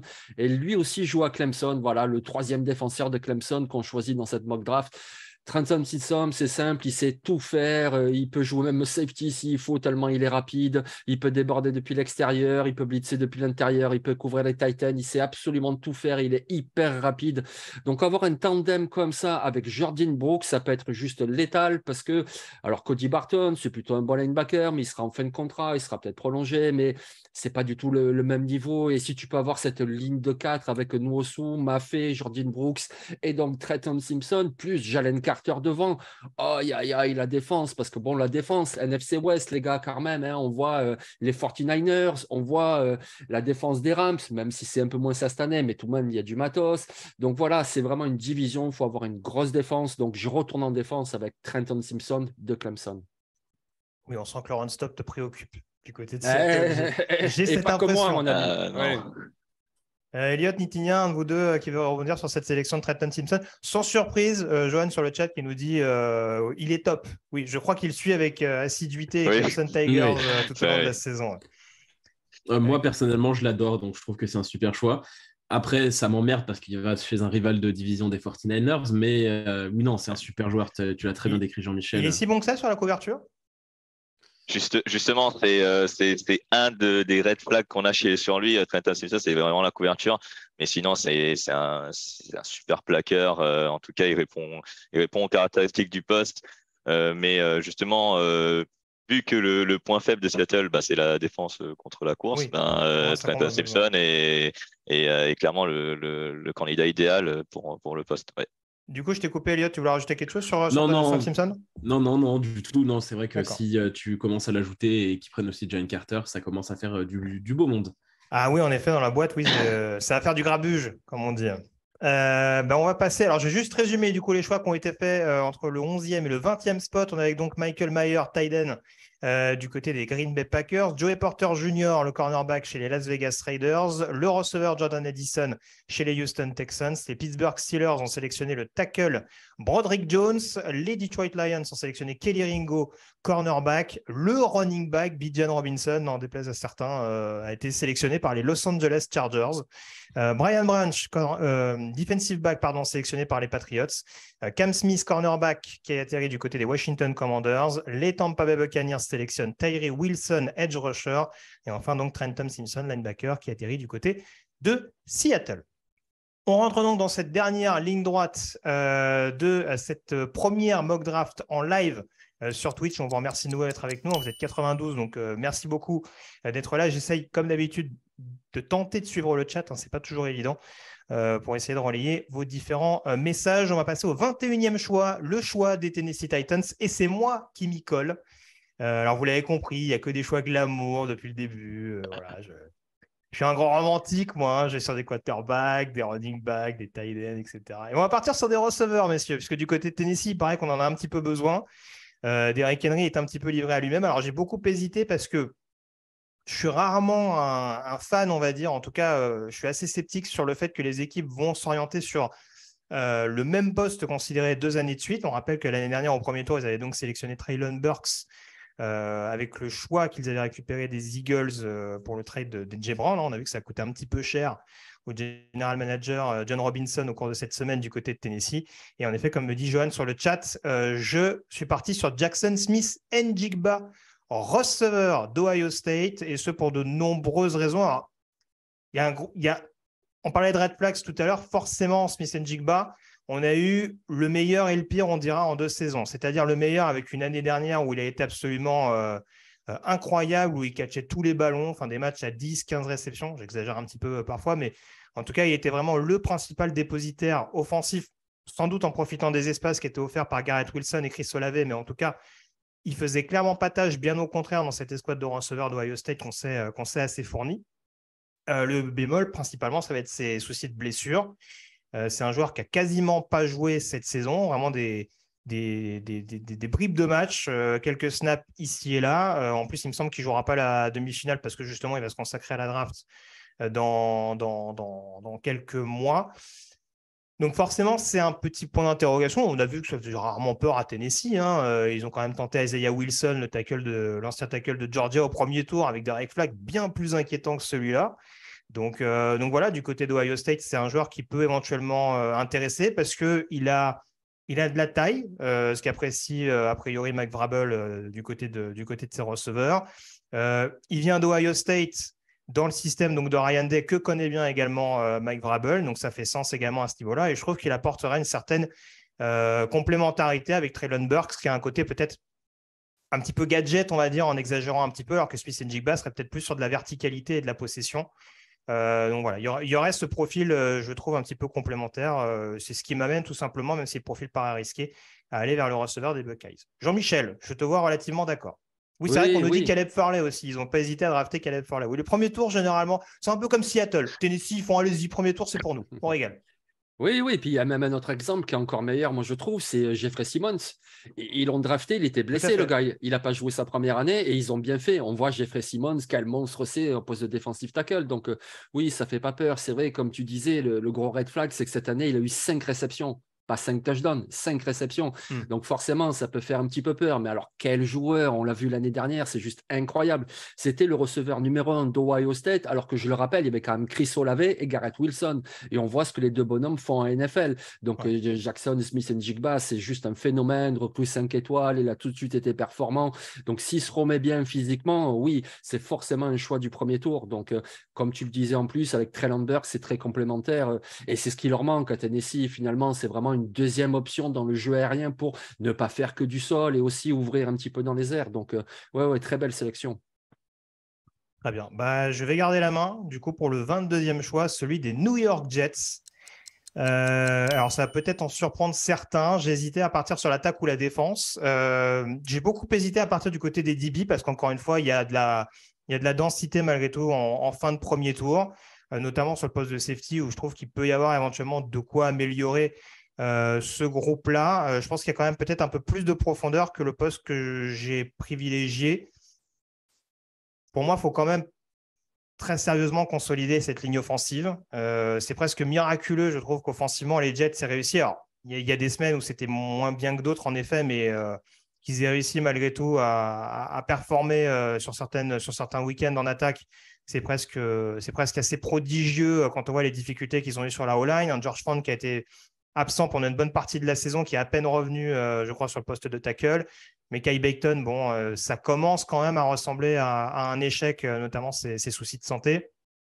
On ne parlera pas de la saison extrêmement pénible de Laken Tomlinson sur le poste de garde. Il me semble même que Vera Tucker a été blessé aussi. Enfin voilà, bref, il faut du sang neuf, je trouve, sur cette ligne offensive. Et je trouve qu'il faut un lineman offensif capable d'incarner cette nouvelle identité offensive des New York Jets, incarnée notamment par Brice Hall, qui a été absolument... j'allais dire tonitruant, mais oui, en tout cas, qui était vraiment le principal dépositaire offensif du côté des Jets en début de saison. Donc, pour renforcer ce jeu offensif, j'ai sélectionné O'Cyrus Torrence, le garde de Florida, ancien garde également de Louisiana. Pour moi, c'est le meilleur garde du plateau. C'est une valeur sûre sur le jeu au sol. Et encore une fois, je le dis pour vraiment renforcer, peut-être mettre un peu moins de pression justement sur le quarterback des Jets et vraiment assumer pleinement, comme le font d'autres équipes, assumer pleinement cette identité au niveau du jeu au sol. Ça ne me paraît pas un mauvais calcul de renforcer l'intérieur de la ligne avec un joueur pleinement établi et qui en plus d'ailleurs n'a pas subi autant de pression que ça. Il me semble qu'au niveau du pass pro, il est quand même assez propre. Donc voilà, O'Cyrus Torrence sélectionné en 22e choix par les New York Jets. Nitinia, Elliott, un de vous deux, peut-être une réaction sur ce joueur? Moi, je l'aime beaucoup, O'Cyrus Torrence. À Florida, il a contribué effectivement sur le run parce que Anthony Richardson et Trevor Etienne ont fait quand même 2 bonnes saisons du côté des Gators. Mais sur la passe protection, il s'est vraiment amélioré, en tout cas cette saison. Il n'a pas subi de sacs en plus cette saison. Et ouais, ça va être un bon ajout pour une ligne offensive des Jets qui est, c'est vrai, assez fragile, comme tu l'as dit. Alijah Vera-Tucker, je crois qu'il est absent jusqu'à la fin de la saison. Donc, O'Cyrus Torrence peut être une vraie bonne rotation sur la ligne offensive. Oui, je suis d'accord. Très bien. On va passer, du coup, on va rester à New York et je vais te laisser la main, justement, Nitinia, pour parler du choix des New York Giants. Quelle est cette sélection au premier tour? Alors, j'ai vu certains analystes nous parler de quarterback. On ne va pas mettre de concurrence à Daniel Jones quand même du côté des G-Men. Oh non, non. Ah non, on aurait pu, on aurait pu. J'aurais pu choquer avec une sélection d'un quarterback. Mais non, un receveur non plus, parce que c'est aussi un des besoins des New York Giants. En fait, malgré la belle saison qu'ils sont en train de faire, New York a des besoins un peu partout, en fait, j'ai l'impression, même sur la ligne offensive intérieure. Mais je vais aller du côté de la défense et un des besoins du côté de la défense, c'est le poste de cornerback. Adoree Jackson est le cornerback numéro 1, mais il n'y a pas de cornerback numéro 2 du côté de New York, qui pourrait être un potentiel cornerback numéro 1. Donc, je prends Christian Gonzalez de Oregon. Ouais, grosse cote. Hein. C'est un joueur qui ne cesse de grimper. Elliot, Voilà. un avis sur Gonzalez? Non. T'allais finir, Nikinia, peut-être donc Non, vas-y, Elliot, ouais, tu peux y aller. J'allais déjà rajouter quelque chose. Ouais. Ouais, non, je trouve que c'est un bon choix. Moi, je serais peut-être plus parti sur de l'attaque pour les Giants, mais je peux totalement comprendre le choix de Gonzalez. Tu renforces autour de mecs comme Xavier McKinney le backfield défensif quand il reviendra, bien sûr, après son accident de quad. Mais non, c'est ça, c'est que c'est un très très bon joueur. Comme tu l'as dit, Greg, c'est une grosse cote, mais je le trouve vraiment solide et je pense qu'il est prêt à jouer en NFL directement. Surtout qu'en plus, il venait d'une université qui est Colorado, qui n'est pas forcément une université qui a de bonnes références. Mais là, il est à Oregon. Et cette saison, si Oregon fait une excellente saison défensive, c'est surtout grâce à lui. 4 interceptions, 7 passes déviées cette saison. Donc, ça va être une plus-value pour les Giants, j'en suis persuadé.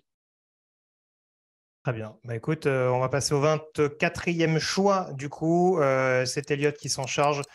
On parlait du Colorado. Bah, on va y aller justement pour le choix des Denver Broncos. La reconstruction est vaste. Hein. Enfin, en tout cas, le chantier apparaît quand même assez massif. Par quoi tu repars, en l'occurrence, du côté de cette équipe de Denver? Ouais, c'est vrai qu'il y a du boulot à Denver, on s'attendait pas. Qu'est-ce qui sera fait par le successeur de Nathaniel Hackett? Oui, c'est ça aussi. C'est ça, exactement.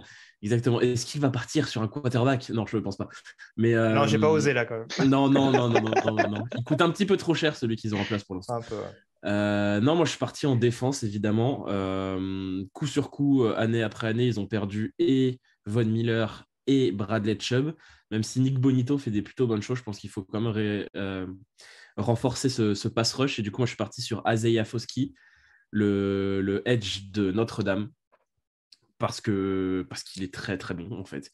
Je pense qu'il conviendrait parfaitement à cette défense des Broncos comme on la voit aujourd'hui, puisqu'on ne sait pas ce que ce sera l'année prochaine selon qui prendra la succession. Mais en tout cas, c'est un besoin, c'est un joueur costaud, c'est un joueur excellent et qui correspond en plus à un besoin pour les Broncos. Ouais. Jean-Mi, ton avis sur Isaiah Foskey? C'est un joueur qu'on a vu en constant développement et qui en plus apporte sur l'équipe spéciale. Oui, c'est ça. Le gars, il contre tous les punts. Dès qu'il y a un punt, c'est bon, il est là, il contre. Donc voilà, rien que pour ça, déjà, il vaut le coup, il justifiera son contrat. Et bon, sinon, blague à part, oui, c'est un super pass rusher. Il est très fluide, il est très rapide, il est très athlétique. Et puis voilà, quand tu aimes mixer les fronts défensifs, eh ben, là, tu peux te régaler entre Baron Browning, qui sait un petit peu tout faire, entre Foskey, le jeune Bonito, etc. Ça peut être très, très bien pour Denver. Oui, Isaiah Foskey, c'est un super choix. Et puis, je vais pas réagir trop longtemps, mais par exemple, j'en veux quand même à Nitti d'avoir pris Christian Gonzalez parce que c'est un cornerback que j'aime beaucoup et que je comptais prendre pour mon choix suivant. Mais bon, tant pis, voilà, c'est fait, c'est ça la mock draft. Ah, c'est sûr, ouais, écoute, faut faire des choix, faut réussir. Peut-être que tu pourras l'anticiper sur la mock special trade, hein, on verra bien. Johan qui nous dit la défense c'est bonne, faut prendre un receveur. Après, bon, c'est une question de préférence aussi, hein, des receveurs. Il y en aura peut-être un peu plus au deuxième tour qu'au premier. Non, et puis ils ont quand même déjà des bons receveurs, je trouve, à Denver, que ce soit Jerry Jeudy ou Courtland Sutton. C'est pas forcément non plus. Enfin, oui, il y a Dulcich qui se développe aussi. Oui, ouais, c'est ça. On n'a pas l'impression qu'ils aient tant de besoins partout, mais au final, ils sont nuls. Donc c'est compliqué. C'est le coaching staff, ça. Et puis un receveur, moi je veux bien, mais qui? Il y a aussi ça. Certains auraient milité pour Anthony Richardson au poste de quarterback, je crois. Également. Je m'avance peut-être un petit peu. Jean-Mi, justement, ton 25e choix, pas de Christian Gonzalez du côté des Baltimore Ravens. T'es quand même parti sur le backfield défensif, j'imagine. Oui, quand même, parce que justement, évidemment, quand on pense Baltimore, Ravens, on pense quoi? On pense receveur, et oui, il leur faut un numéro 1, parce que Batman, il déçoit, parce que Duvernay, Protier, c'est des numéros 2, des numéros 3, mais qui? C'est ça la question, qui cette année, la QV de receveur, elle est quand même très, très limitée, on en a mis 3 au premier tour, et franchement, j'en vois pas d'autres. Il y a des bons joueurs, mais de là à les prendre au premier tour, non. Non, donc du coup, oui, j'aurais aimé Christian Gonzalez pour les Ravens, parce que Marcus Peters sera en fin de contrat, parce que Kyle Fuller sera aussi en fin de contrat. Mais du coup, j'y vais avec un playmaker, il s'appelle Clark Phillips et il joue à Utah. Clark Phillips, alors c'est un cornerback qui est un peu moins grand et moins costaud que Christian Gonzalez, mais alors quel playmaker, je veux dire, c'est quelqu'un qui est rapide, qui a très bons instincts, qui sait suivre son receveur, puis se retourner pour faire le play décisif. C'est quelqu'un qui fait des interceptions, donc un peu comme Marcus Peters, voilà, qui n'est pas ce cornerback hyper fiable, mais qui est un playmaker, qui change donc le momentum d'un match. Et c'est ça, Clark Phillips. Donc tu l'ajoutes à Marlon Humphrey, tu l'ajoutes au safety Kyle Hamilton, et du coup, ça devient formidable. J'aurais pu prendre peut-être un edge rusher aussi, puisqu'on a vu là, ils ont pris Jason Pierre-Paul, etc. Mais j'oublie pas qu'il y a David Ojabo qu'ils ont pris l'année dernière, qui était blessé, donc il reviendra l'année prochaine. Et je pense que voilà, un joueur à mettre dans le slot au poste de corner comme Clark Phillips, pour moi, ça aurait du sens. Tout à fait, ouais. Nitinia, relativement d'accord avec cette sélection de Clark Phillips à Baltimore. Alors certes, effectivement, comme l'a dit Jean-Michel, il est petit, mais alors ils ont Marlon Humphrey et Marcus Peters. Je ne sais plus si Marcus Peters est en fin de contrat la Oui, saison prochaine. Oui, il est en fin de contrat. Mais il commence à coûter cher de toute façon. Voilà, et puis il commence à coûter cher, donc il faut du 109 à ce poste-là. Clark Phillips est un excellent joueur, plus de 5 interceptions cette saison avec Utah. Oui, il est peut-être petit, mais clairement, c'est un cornerback qui pourrait convenir effectivement dans le système de John Harbaugh. Très bien. Bah, écoutez, messieurs, on va rester dans l'AFC Nord pour le 26e choix. Le 26e choix réalisé par les Cincinnati Bengals.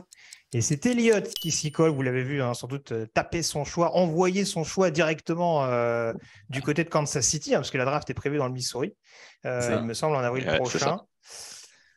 Sur quoi on part, mon cher Elliott? Bah, mine de rien, quand je regarde cet effectif des Bengals, je trouve qu'il y a pas mal de besoins. J'aurais pensé à Tyden, mais Michael Mayer est parti avant. Faudra surveiller. Bijan Robinson est parti aussi, on le rappelle. Hein. Le forceur, pardon. C'est vrai. C'est exact. Faudra surveiller le poste de. Enfin, je suis parti sur le backfield défensif. J'aurais pu partir sur le poste de tackle, mais je suis parti sur le backfield défensif. Faudra surveiller le poste de safety, même si c'est pas un besoin primaire, mais Von Bell et Jesse Bates sont tous les deux en fin de contrat. Donc on verra ce que ça donne pendant. Il y a Daxton Hill qui a été drafté l'année dernière. Il y a Daxton Hill qui a été, bien sûr.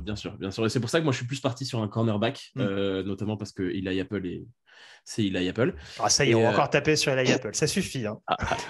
Et du coup, je suis parti sur Emmanuel Forbes, le cornerback de Mississippi State, qui est pas forcément le plus coté, même si je trouve qu'il est bien monté ces dernières semaines, parce que je pense qu'il est prêt, il est plutôt physique, même si je trouve qu'il pourrait prendre un petit peu de poids, mais il est rapide, il a une bonne vision du jeu, et je pense qu'il est capable d'être aussi un bon playmaker en NFL. Très bien. Jean-Mi, avec Emmanuel Forbes, les Bengals font fortune avec ce choix. Oui, exactement. Oui, c'est ça. Je fais écho à ta présentation sur le site que vous pouvez retrouver sur touchdownactu.com. Ton avis sur Emmanuel Forbes? A priori, tu aimes quand même pas mal le bonhomme. Oui, j'aime beaucoup. D'ailleurs, j'ai hésité pour les Ravens entre Forbes et Phillips. Mais oui, Forbes est très bien. Alors, peut-être qu'il manque un poil de vitesse, peut-être qu'il n'est pas tout à fait hyper physique non plus. Mais lui aussi, c'est un sacré playmaker avec de très, très bons instincts. Je veux dire, c'est une machine à faire des interceptions. Et en NFL, c'est hyper important. Donc, oui, c'est de très, très bons joueurs. Ils sont toujours très atypiques, ces corners de Mississippi State. On n'arrive jamais à les classer. On a vu par exemple Darius Slay sortir au deuxième tour à cause de ça. Il y a d'autres exemples qui vont même plus en tête. Même un Cameron Densler avait été entre guillemets sous-drafté de par son profil un peu longiligne, hein, pour pas dire autre chose. Mais c'est vrai que c'est souvent en tout cas des cornerbacks qui tournent bien. Et Emmanuel Forbes, en effet, il y a aussi ce côté playmaker qu'on pouvait mettre en avant concernant Clark Phillips il y a quelques minutes de cela. Le 27e choix à présent, messieurs, on s'intéresse aux Dallas Cowboys. Jean-Mi, tu reprends la main pour cette sélection de Dallas. Est-ce qu'on continue d'entourer Dak Prescott ou est-ce qu'on continue de garnir allègrement cette défense intimidante du Texas? Une des stratégies à la draft, c'est soit de combler un besoin, donc une faiblesse, ou alors de renforcer une force et la rendre encore plus dominante. Et c'est la direction que je prends en prenant le defensive tackle, Gervon Dexter de Florida. Pourquoi ce choix-là? Parce qu'on le voit, Dallas, ils ont vraiment une défense très intimidante pour mettre la pression, mais en run-stop, c'est pas du tout la même chose. Je veux dire, ils sont 24e en yards encaissés, ils prennent l'eau de toutes parts et ça tombe mal. Ils sont dans une division où tu as les Eagles qui courent beaucoup, tu as Washington qui court beaucoup, et avec Brian Robinson, tu as les Giants, ça compte Barkley, s'il reste en bonne santé, ça court beaucoup aussi. Donc, il faut absolument qu'ils améliorent le run-stop. Donc, du coup, évidemment, ça va dépendre un petit peu de ce qu'ils vont faire en free agency. Par exemple, le linebacker Van Der Esch est en fin de contrat, donc pourquoi pas un linebacker, genre Noah Sewell, mais toujours dans la même logique, le run-stop. Là, ce coup-ci, moi, je fais un choix sur l'intérieur de la ligne défensive avec Gervon Dexter. C'est un joueur qui est grand, qui est puissant, qui tient très bien son alignement, qui défend très, très bien la course. En plus, il a quand même quelques qualités de pénétration. Donc, du coup, dans cette défense-là, pour moi, c'est juste le chaînon manquant, la pièce manquante pour vraiment en faire un front seven injouable. Nitinia, ton avis sur cette sélection de Gervon Dexter sur l'intérieur de la ligne de Dallas? Cette ligne, elle est déjà assez énorme avec Micah Parsons, Dorrance Armstrong, DeMarcus Lawrence, pardon, excusez-moi. Elle est assez terrifiante. Et là, avec Gervon Dexter. On pourra avoir une ligne Dexter-Lawrence. C'est vrai que c'est assez original pour un rival de division. Ouais, c'est vrai. Exactement. Voilà, donc c'est vrai que c'est un beau bébé quand même, hein, Gervon Dexter, hein, en plus assez jeune et qui est très mobile pour son physique. Au sein de la défense de Florida, une ligne défensive qui avait aussi Brenton Cox Jr. à ses côtés. Il a pu mettre la pression, c'est lui qui crée les brèches pour les edge rushers. Donc, pour la ligne défensive de Dallas, c'est tout bénef, effectivement. Ça va être encore plus terrifiant si jamais il atterrit chez les Cowboys. Et puis, tu vois, Nitti, il nous parle de la ligne défensive de Dallas, mais il a signalé que des joueurs extérieurs. Parce que, allez-y, donnez-moi les joueurs intérieurs de Dallas. Oui, on les connaît, mais… Moi, j'allais dire, ces dernières années, ils investissent sur la ligne intérieure, mais c'est vrai que ce n'est pas toujours des premiers choix. C'est du Neville Gallimore, c'est du Osa Odigizua. Odigizua qui s'est bien développé quand même cette année malgré tout, mais c'est vrai qu'en effet, si tu peux avoir un playmaker supplémentaire, encore plus un lineman intérieur, expert du pass rush, si j'ose dire, ce que peut être Gervon Dexter, en effet, ce n'est pas forcément une mauvaise chose, bien au contraire. Écoute, on va passer au choix des Kansas City Chiefs, le 28e. On se rapproche doucement mais sûrement des dernières sélections de ce premier tour. Nitinia, je te rends la parole. Est-ce qu'on reste en défense d'ailleurs du côté du Missouri pour faire écho à ce choix de Gervon Dexter? On va rester en défense du côté du Missouri. Kansas City a des besoins en défense, on va dire, un peu partout. Ça peut être dans la secondary, mais la secondary a donné satisfaction cette année avec Trent McDuffie. Et l'autre cornerback, alors je sais pas si je vais écorcher son nom, c'est Jalen Watson, celui qui a fait l'interception en red zone face aux Chargers, notamment cette saison. Donc je vais aller sur la ligne défensive du côté des Chiefs de Kansas City. Il y a évidemment Chris Jones, il y avait Karl Aftis drafté l'année dernière. Et là, alors Frank Clark devient un peu vieillissant, donc il faut prendre un successeur pour Frank Clark. Et quoi de mieux que le joueur de Kansas State, Félix Anudike-Uzomah. Très bien. Écoute, oui, ça a l'air pas mal. Qu'est-ce qui te plaît en particulier sur ce profil de joueur?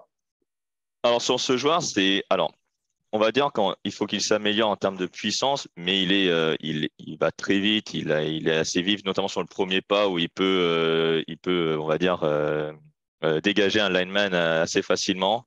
La technique de main, encore à polir, mais c'est vraiment un joueur avec un potentiel assez énorme pour moi il peut devenir vraiment un très bon joueur en NFL. Après, il peut rester une année en développement pour regarder Frank Clark, parce que Frank Clark est encore sous contrat la saison prochaine du côté des Chiefs. Voilà, rester sur le banc un peu et apprendre. Mais ensuite, ça deviendra vraiment un excellent joueur en NFL. Voilà. On le voit un peu Rochet de temps en temps, plutôt sur l'intérieur de la ligne d'ailleurs, hein. C'est un joueur en tout cas Oui, voilà, oui, c'est vrai. qui n'hésite pas à boule Rochet s'il y a besoin de le faire, hein, qui est sans doute pas aussi costaud, peut-être intrinsèquement qu'un George Karlatis l'année dernière, mais très clairement, c'est pas le genre de besoin qui lui fait peur. Elliot, Jean-Mi, vous avez un avis sur Anoudike? Vous auriez privilégié une autre décision? Si l'un de vous a un avis sur la question, sinon on enchaîne sur le 29e choix. Ah ben, le joueur est très bon, hein, ça, il n'y a pas de problème, hein. C'est vraiment un très bon joueur. Moi, je l'aime beaucoup. J'avais fait un article aussi sur ce joueur cette année. Vous pouvez le retrouver sur le site. Voilà, il sait tout faire. Et puis, oui, il faut préparer l'avenir. Et puis, en plus, voilà, oui, Frank Clark est un peu vieillissant, mais c'est surtout que Frank Clark, à tout moment, il peut péter un plomb, sortir un flingue, tirer sur quelqu'un. Et puis, ça y est, fin de carrière, quoi. Oui, on le connaît, le bonhomme, hein, je veux dire, il a une telle histoire, je veux dire, voilà, entre sa mère accro au crack, lui qui a des armes dans la voiture, et ainsi de suite. Donc, oui, et puis sportivement, ça se tient. De toute façon, il faut des pass rushers. Nitti nous dit il va être un peu sur le banc, il va attendre. Mais de toute façon, il faut une rotation, surtout pour ces équipes-là. Les Chiefs, logiquement, ils vont loin à chaque fois, chaque année. Et quand tu es en playoff, il faut une rotation tout le long du match pour que les autres se reposent, pour aussi offrir d'autres solutions d'attaque. Donc, oui, c'est un très bon joueur. Et pour moi, il a le niveau premier tour. Donc c'est très bien. Très bien. On va passer du coup au choix suivant, le choix des Minnesota Vikings. Je crois que c'est toi encore, Nitinia, qui C'est moi qui m'y colle, charge. Ouais. Alors, qu'est-ce que tu as privilégié pour la franchise de Minneapolis? Alors, Minnesota, en attaque, c'est très fort. En défense, un peu moins, on va dire. Donc, du côté de Minnesota, on va encore aller en défense et on va aller dans le backfield défensif. Après Brian Branch qui a été pris par Jean-Mi pour New England. Un autre safety pour Minnesota pour épauler Harrison Smith. Antonio Johnson de Texas A&M. Ok, profil assez polyvalent, hein. Du coup, on continuerait de renforcer le backfield, hein, parce qu'on rappelle que les Vikings ont sélectionné Levis Cine Bouffe l'année dernière et Lewis Cine, ouais, tout à fait. Ouais, c'est ça. Donc voilà, on cherche à se protéger du jeu aérien de Détroit, Green Bay et Chicago. Pardon. Un avis sur la question, messieurs. Elliot, je vais te donner la parole du coup. Qu'est-ce que tu penses de cette sélection d'Antonio Johnson du côté des Vikings? Elle fait sens. Elle fait sens, comme l'a expliqué Nitti. Il y a totalement du sens à prendre un defensive back là-dessus. L'attaque a plein d'armes, la défense en manque un petit peu, notamment de playmaker, même si tu as des mecs capables de le faire, mais un Harrison Smith commence aussi à prendre de l'âge, donc c'est aussi intéressant de se couvrir sur ce genre de poste avec un joueur comme Johnson qui est très bon. Ouais. Donc du coup, pour vous, il est pleinement safety plutôt que corner, parce que du coup, on est un petit peu dans ce profil-là. Brian Brown, c'est quand même un petit peu pareil. Sur le genre de joueur qu'on utilisait vraiment dans pas mal de packages en universitaire, plutôt sur l'intérieur du dernier rideau, du coup. Plutôt intérieur, faire, oui. Plutôt intérieur, pardon. Ok, d'accord. Non, c'est pour comprendre la logique, et du coup, ça fait écho. Voilà, les Wisting qui est peut-être plus un strong, en l'occurrence. Là, en l'occurrence, on aura peut-être plus un profil de free avec Antonio Johnson. Donc oui, ça peut faire sens, pardon, en effet, pour préparer la suite et avoir un backfield assez fourni du côté de Minnesota. On va passer du coup à l'avant-dernier choix de ce premier tour, le 30e choix des Buffalo Bills. Et du coup, Elliot, c'est à toi de nous annoncer ce choix. Je viens de voir la sélection, c'est extraordinaire. Enfin du glamour dans cette draft. Ben oui, on n'en a pas eu tant que ça. Là, on va mettre un peu de glamour. On sait qu'un des problèmes des Bills depuis quelques années, c'est le poste de running back. Parce que Devin Singletary, moi, il ne me convainc pas plus que ça, même si c'est un bon joueur, mais je pense qu'il pourra avoir mieux. Et du coup, je suis parti sur Jahmyr Gibbs, le running back d'Alabama. Pourquoi je suis parti sur ce joueur-là? Parce que déjà, c'est un besoin, à mon avis, des Bills. À la base, je ne pensais pas que Bijan Robinson partirait si tôt, donc j'avais le moins espoir qu'il descende jusqu'à Buffalo, mais non, Greg avait besoin de glamour un peu plus tôt. Les Chargers avaient besoin de glamour. Les Chargers aussi, évidemment, avaient besoin de glamour, et du coup, Jahmyr Gibbs, parce qu'il est aussi capable d'attraper des ballons, et avec le style de jeu de Josh Allen, c'est parfait. Donc, je pense que ça peut être typiquement le genre de joueur qui s'adapte parfaitement à l'attaque des Bills. Très bien. Jean-Mi, un avis sur cette sélection de Jahmyr Gibbs pour être complémentaire de James Cook, notamment dans les années à venir du côté de l'État de New York? Ben voilà, tu as quasiment tout dit. C'est-à-dire que pour moi, Jahmyr Gibbs, c'est le joueur qu'ils espéraient avoir avec James Cook. Parce que je trouve que c'est une meilleure version de James Cook. Je trouve qu'il court mieux et qu'il attrape tout aussi bien les ballons. Alors, c'est ça aussi qui me surprend un petit peu avec cette sélection, vu qu'ils ont pris James Cook l'année dernière. Et quelque part, alors je ne dis pas que tu laisses tomber. Évidemment que les deux peuvent jouer ensemble. Et de toute façon, avec Josh Allen, c'est bien d'avoir deux running backs qui savent attraper les ballons. Mais quelque part, ils se ressemblent un peu et je trouve que Jahmyr Gibbs est un peu meilleur que James Cook. Donc, écoute, avec ces deux flèches-là, ben, pour Josh Allen, ça peut être que très bien. Tout à fait. Bah, écoutez, messieurs, on va terminer du coup ce premier tour. Alors, juste pour savoir, parce que du coup, Camille avait affiché le premier choix du deuxième tour. Hein. Nitinia, tu avais un choix en plus pour les Texans éventuellement après? Allez, un lineman offensif, oui, sans alors, doute. attends, Mais... je vais faire mon choix d'abord. Vas-y, fais ton choix. Alors, fais ton choix d'abord. Attends, alors. Je veux bien qu'on pique des joueurs, mais si on commence à piquer des joueurs en 32e plutôt qu'en 31e. Moi, il y a Jean-Mi qui m'a piqué Gavin Dexter pour Kansas. Donc, ouais, vas-y, je te laisse. Ouais, je suis un peu partagé parce que du coup, c'est la deuxième sélection des Eagles. Je l'ai dit tout à l'heure en introduction, j'aimerais bien considérer un petit peu la défense, apporter un petit peu de 109, notamment sur le run-stop. Mais c'est vrai qu'il n'y a pas énormément, je trouve, de profils, surtout avec le départ, par exemple, d'Antonio Johnson qui aurait pu s'incorporer dans ce backfield. Il n'y a pas énormément de profils qui m'excitent, je dois dire.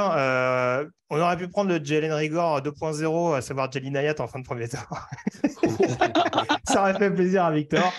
Je suis resté sur de la simplicité, sur des tranchées, avec la sélection de Donton Harrison, le tackle d'Oklahoma. Alors, c'est vrai que c'est un profil encore relativement brut. Je le vois un petit peu comme le côté, justement, de ces linemen qu'on prend du côté de Philadelphie à couver derrière des joueurs d'expérience. Peut-être, justement, pour prendre la suite, par exemple, d'Alain Johnson dans les années à venir. C'est un joueur qui est très performant sur le jeu au sol. On l'a vu exceller dans ce domaine-là, être capable notamment de décrocher efficacement. Il a quand même comment dire, j'ai plus le mot, le leverage, bien sûr, j'ai oublié. Bref. Un point d'ancrage. Un point d'ancrage, merci. Heureusement que tu es là pour suivre. Voilà, et du coup, voilà, sur les séquences, on va dire, assez actives, c'est vrai que c'est un joueur qui sait se faire respecter au duel et notamment sur le jeu au sol. Je trouve qu'il doit encore s'améliorer un petit peu sur le pass pro. Et ça tombe bien parce que je pense, encore une fois, comme je le disais, que c'est plus dans l'optique de le préparer sur le poste de tackle droit que de tackle gauche. Donc voilà, du côté de Philadelphie, un projet, j'ai envie de dire, un peu à la André Dillard il y a quelques saisons, ou à la Jordan Mailata, du coup. Voilà, on souhaite plus de réussite similaire au deuxième cas. Mais voilà, je reste sur les tranchées. On sait que les tackles et les linemen offensifs, en fin de premier tour, ça reste souvent un petit peu le choix sûr. Et en l'occurrence, du coup, voilà, je pars sur un tackle pour protéger efficacement Jalen Hurts et ouvrir encore un peu plus de brèches au jeu au sol de Philadelphie. Nitinia, du coup, je te rends la. Déjà, est-ce que vous aviez une autre sélection, éventuellement, un choix qui vous aurait intrigué du côté de Philadelphie avec ce 31e choix? Sachant que, je le rappelle, Myles Murphy a été sélectionné tout à l'heure avec le 5e. Oui, des joueurs intéressants, il y en a toujours, mais c'est vrai que là, a priori, ce serait peut-être partir sur un cornerback, mais est-ce qu'il y en a encore un qui voit un premier tour? Je pense pas non plus. C'est ça. Je pense que tu l'as considéré, mais du coup, il n'y a plus les joueurs. Donc oui, moi, ça me paraît logique. En plus, quand on fait une mock draft, c'est pas non plus qu'est-ce que moi je ferais. Alors, il y a toujours une petite part de ça, évidemment, mais c'est aussi se mettre à la place des gens, et on sait très bien que Howie Roseman, c'est un manager qui privilégie les lignes, et comme tu l'as dit, même s'il a déjà deux tackles, il peut très bien en prendre un, le mettre en couveuse, le mettre en swing tackle la première année, et puis ça sera il remplacera dans le futur Len Johnson, par exemple. C'est une très bonne sélection, moi, je trouve, et qui paraît logique par rapport aux Eagles. Tout à fait. Nitinia, du coup, est-ce que si tu devais faire un troisième choix pour les Texans, maintenant que je t'ai piqué ton lineman offensif. Je pense que tu l'as deviné, que mon lineman offensif, c'était Anton Harrison. Victor l'a dit sur le chat, lui, son choix, c'est Cooper Beebe de Kansas State pour les Eagles. Le troisième choix pour les Texans, on va aller du côté de la défense. Donc, alors, j'avais considéré linebacker. Mais personnellement, Noah Sewell d'Oregon, j'aurais descendu encore plus bas pour lui. Non, je vais aller plutôt vers un pass rusher et je vais prendre B.J. Ojulari de LSU. D'accord. Ouais. Ok. Ça a l'air assez partagé, Elliot. Ojulari, ça te paraît pas mal. Est-ce qu'il y a d'autres pass rushers éventuellement qui vous auraient intéressé? Parce que du coup, il y en a quelques-uns encore disponibles à cette position-là. On n'en a pas pris beaucoup, effectivement. Pourrait y avoir un mec comme Nolan Smith ou André Carter, mais André Carter, ça me semble un petit peu trop quand même. C'est un vrai projet pour le coup. Donc, je le vois quand même pas partir au premier tour. Je suis intrigué par ce joueur, vraiment. Mais c'est trop tôt, oui, évidemment, même en début de deuxième tour. Il y a un profil très intriguant sur une 43, c'est Jared Verse. Ah là, tu me lèves de la bouche. Ouais. Justement, j'avais hésité avec Jared Verse, mais j'ai privilégié l'extérieur. Oui, non, mais après, encore une fois, il n'y a pas de bonne ou de mauvaise solution, très clairement, ça reste une moque de toute façon. Mais voilà, à mon sens, c'est deux profils assez différents, donc ça dépendra éventuellement de ce que Houston veut mettre en place.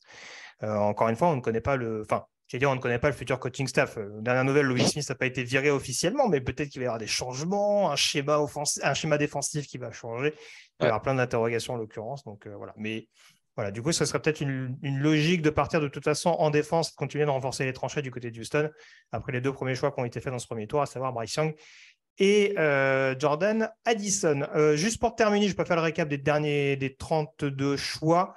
Mais juste rappeler donc les sélections 21 à 32 pour terminer. On avait donc Jackson Smith-Njigba, le receveur du côté de Tennessee, le garde Osiris Torrance du côté des New York Jets, le cornerback Christian Gonzalez sélectionné par les New York Giants, Isaiah Foskey, le edge rusher sélectionné par les Denver Broncos. On avait Clark Phillips, cornerback chez les Baltimore Ravens, Emmanuel Forbes, autre cornerback chez les Cincinnati Bengals. On avait Garvin Dexter, le lineman défensif chez les Dallas Cowboys, les Kansas City Chiefs qui sélectionnent Félix Anudike-Uzomah, le edge rusher, les Minnesota Vikings qui récupèrent le safety Antonio Johnson, le running back Jahmyr Gibbs sélectionné par les Buffalo Bills, le tackle Anton Harrison sélectionné par les Philadelphia Eagles, et pour le premier choix du deuxième tour, donc BJ Ojulari, edge rusher donc des LSU sélectionné par les Houston Texans.